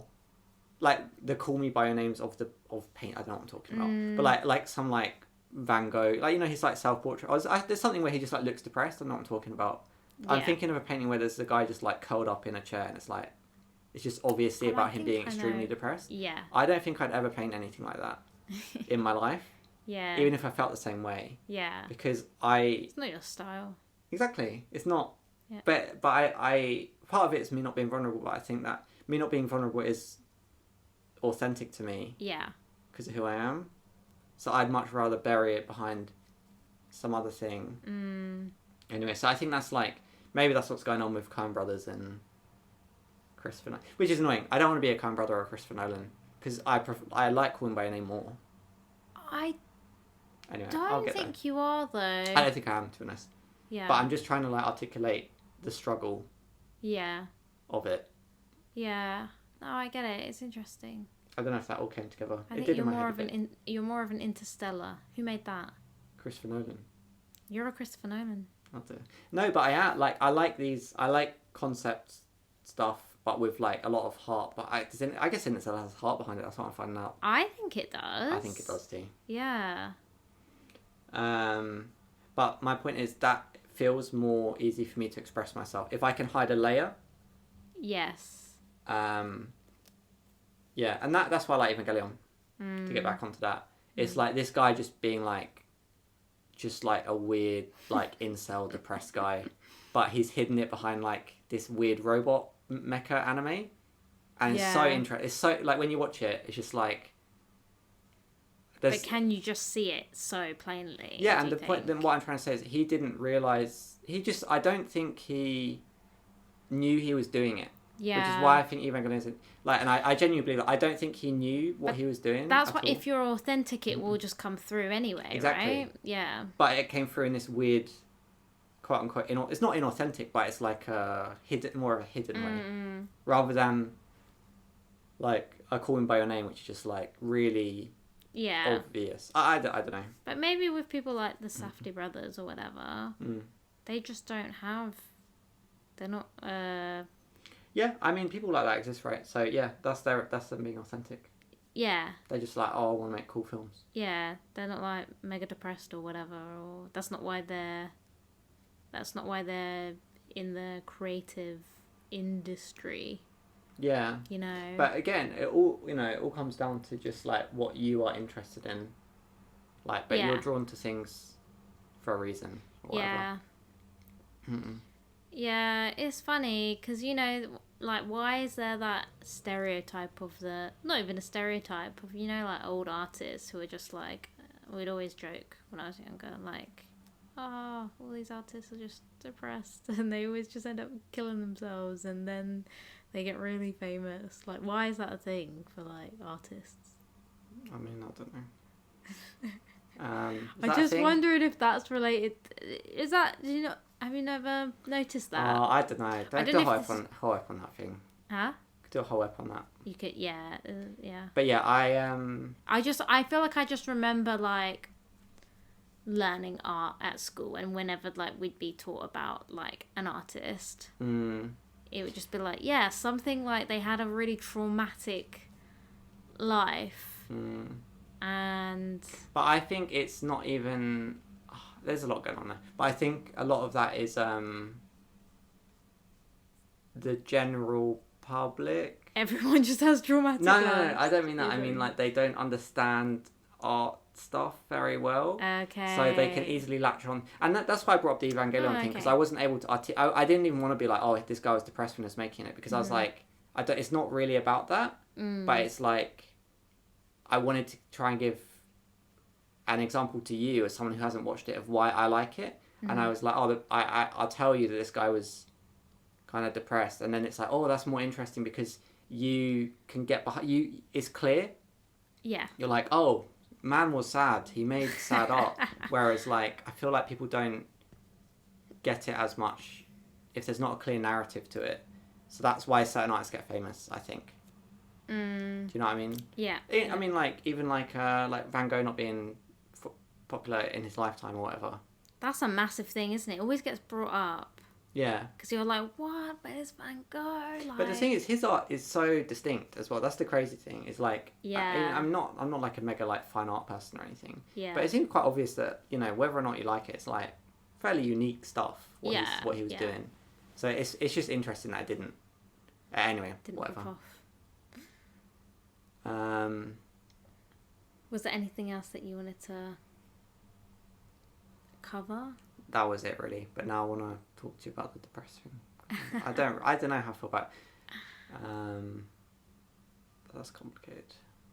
Yeah, I don't really buy that. It's difficult because I know I've been talking about this exact thing as if it's like a thing, but I don't think I buy the idea that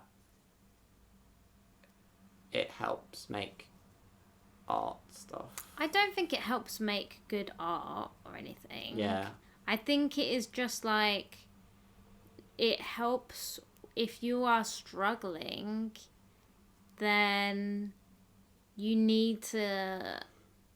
I think it can give you an inclination. That. Yeah, I think it can move you towards an outlet. Mm-hmm, yeah, I mean, it's like, you know, musicians and who like, you know, they're like, yeah, this album is about a really tough breakup I went through. You know, there was someone, I cannot remember who it was. There's like some UK artist or whatever who was like, yeah, I'm really struggling to make music because now, like, I'm really happy. Yeah. Like, and like, he kind of made a joke out of it and was like, haha, blame my wife or something. I just don't buy it as a narrative. Yeah. I think. But I think it is just, it means you've experienced more in life, right? Generally. Yeah, maybe. If you've gone through, I don't know, a breakup or something traumatic or whatever. You're not stuck being like, oh, what do I write about? Ooh, what do I make a film about? Instead, you're like, oh, let me make something that has like really just been like, my mind has just been obsessing over, because I'm not over this thing, you know, this long lost love, and now I'm gonna make Call Me by Your Name to help me deal with it, and then maybe the person that this is about will see it and understand me more. I don't know, because maybe like that's part of being creative as well, like wanting you want to connect with others, right? Yeah, you want people to see it and be like, oh, that's Vinny. Yeah. You know? Yeah. This is... Exactly. Yeah, this is like a tangible... Like an artifact of me. Thing, yeah, of you and like how you're feeling and your life and what you've experienced, and like, you know, it's your way of connecting with others and trying to empathize, trying to get others to empathize with you, because it's you can't just like tell people. Yeah. And it's kind of cool to be like, you know, like someone who's made a film is like, yeah, I am gonna like be try and be vulnerable and connect with like literally extremely millions cool. of people all at once. Yeah. Yeah. Anyway, yeah, I just don't think it's a difficult one, isn't it? But It is basically, hard, I think like there's something true to it where, like, you know, if you're a bit depressed or whatever, you really want to connect with people because you're struggling to. But also, I think it's a very simplified thing, and there's a lot. I don't think that's what's actually going on, to be honest. I don't really. This is another one which we'd have to talk about, and then I come to a conclusion at the end. But like, I think there's just something. I think, okay, for example, the most simplest, quick explanation I just thought of is like, instead of, oh, I'm depressed, so I really struggle to connect with people. It's actually, I really struggle to connect with people, so I'm depressed. If that makes sense. Yeah. Like, oh, I really struggle to connect to people. If only there's another way to do it. Maybe art. And then those people are more likely to be Mm. just kind of a bit depressed because it's like difficult. You know what I mean? Like if you can't just like being able to connect with people is huge. Yeah. You know? Yeah. I don't know. That's an interesting point, actually. Because I know I bring up therapy a lot, but like that in my last session, it was kind of about. Oh really? That, like, just that. I think it was just about like, oh, I need to ask for like help. Right. More. You don't feel comfortable doing that. I don't feel comfortable doing that, and then she was like, oh, but you know, how do you feel when people come to you for help, etc. And I was just like, I'm no, the same. I like that, and it makes me feel connected to people, right? Yeah. And then she was like, well, don't you think if you allow yourself to get help from other people, if you, I don't know, reach out to people, and she was like, don't look at it as like asking for help, just like look at it as collaborating with others in a way. It does help you like connect with others and like kind of build a bond, right? So I forgot what my point was, but she was just saying like, I don't know, being a bit more vulnerable, I guess, will help you to connect with people, like more people, I guess. But basically, if you're like one of these art people or whatever, then I guess I'm just trying. That's your way of connecting with people. Yeah, because you're like, oh, I don't feel comfortable asking for help. Exactly. Or doing any of the other vulnerable things that are required. Yeah, So it's like, yeah, I'm going to do this thing instead. Right. And that's a pretty miserable way to live. I mean, that's why I'm in therapy. No offense. No, I'm joking, but I mean like. Thanks. I just mean like. No, but that's why, you know. You know, if you were perfectly fine to connect to people your whole life, you'd probably be happier. Do you know what I mean? Yeah. No, you'd definitely be happier. Yeah, but maybe I wouldn't be as creative because I wouldn't need a way to express myself any other way. Yeah. You know? Mm-hmm. So then it's like, do I want to change? How much do I want to change that? Really? Yeah, but I feel like once you've got the urge, it doesn't go away. Really? And also, we're like, I guess it's depressing, but it's like we're never gonna. This is why I'm saying like. This is what I guess is why I said I don't think I'd ever write a Call Me by Name, even though it's like one of my favourite films ever. It's because I don't think I can get to that point. I don't think I can. I think I can change. Yeah. I just don't know if I can change so much within my lifetime. I mean, I probably can, to be honest. But like, it feels difficult and far away. Unnatural. Yeah. Like, so. It's not simple. It's not like you're going to be like, oh, I really want to express myself through art, but now I'm happy and I'm a totally different person now and I don't need to. Like, that doesn't make sense to me, to be honest. Yeah. I don't buy it. No, I think you're right.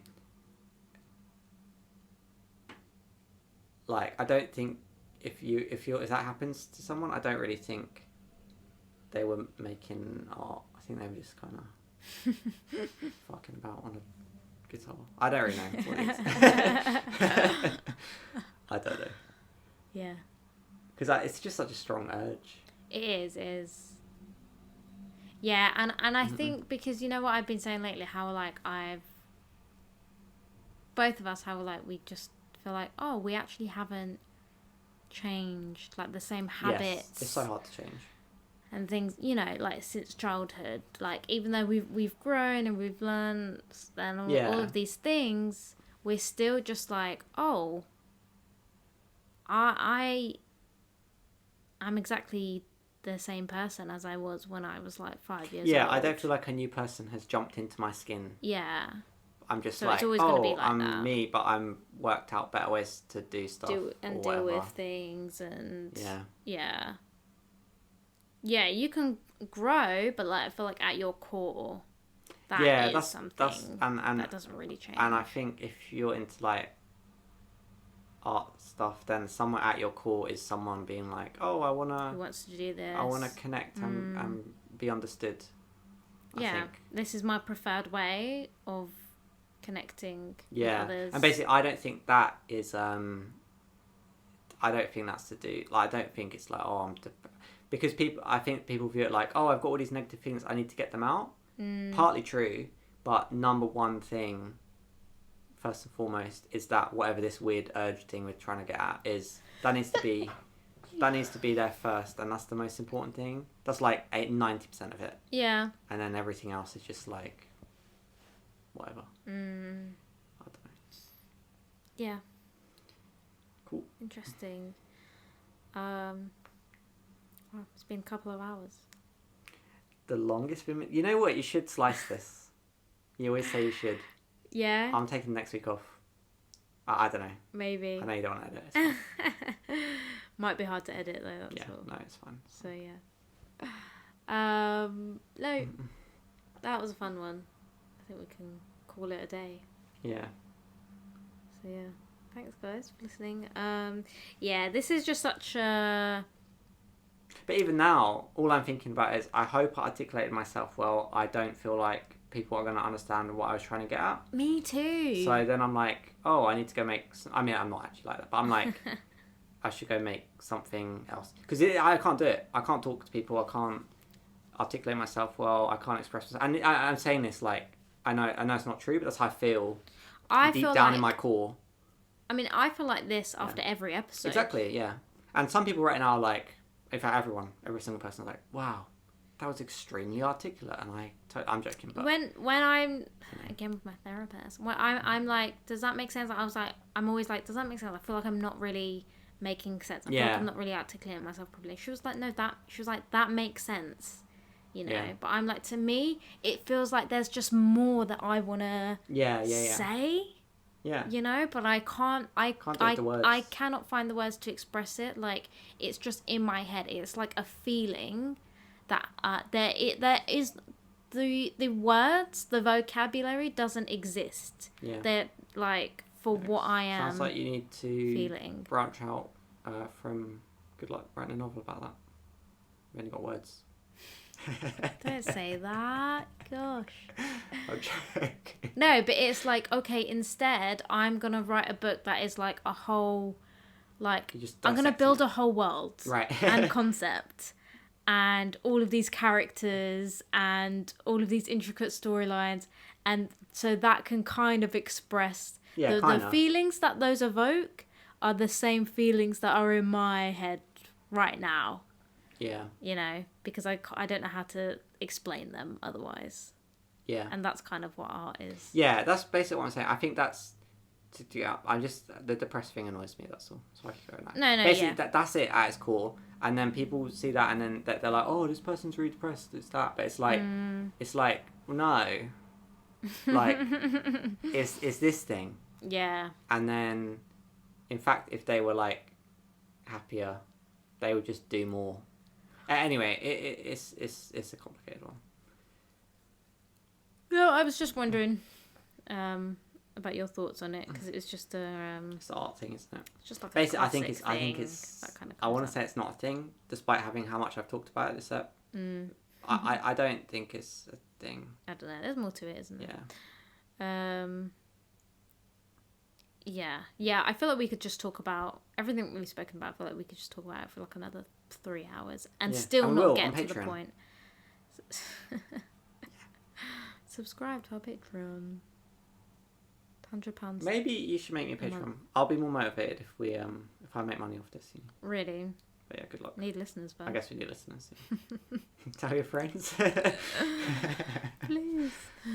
Yeah, true. Anyway, alright, I'm going to wrap it up. Thanks, cool. Mikkel. Thanks, Mikkel. For writing in. Nice letter. You're one of the good ones. Yep. Yeah, I hope things work out with you and Jürgen. Jürgen? Do you know, I think people can actually leave comments now on Spotify. Really? I don't know how we turn it on the new Anchor thing. And anyway, sorry, I was just going to say... You know, because I say that every app has a joke. Yeah. We can actually tell people to leave comments. Okay, guys, if you...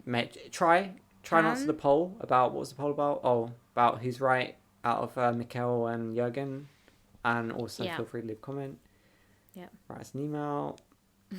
I may or may not be here next week because hopefully Yaz will split this into 2 episodes. But she won't.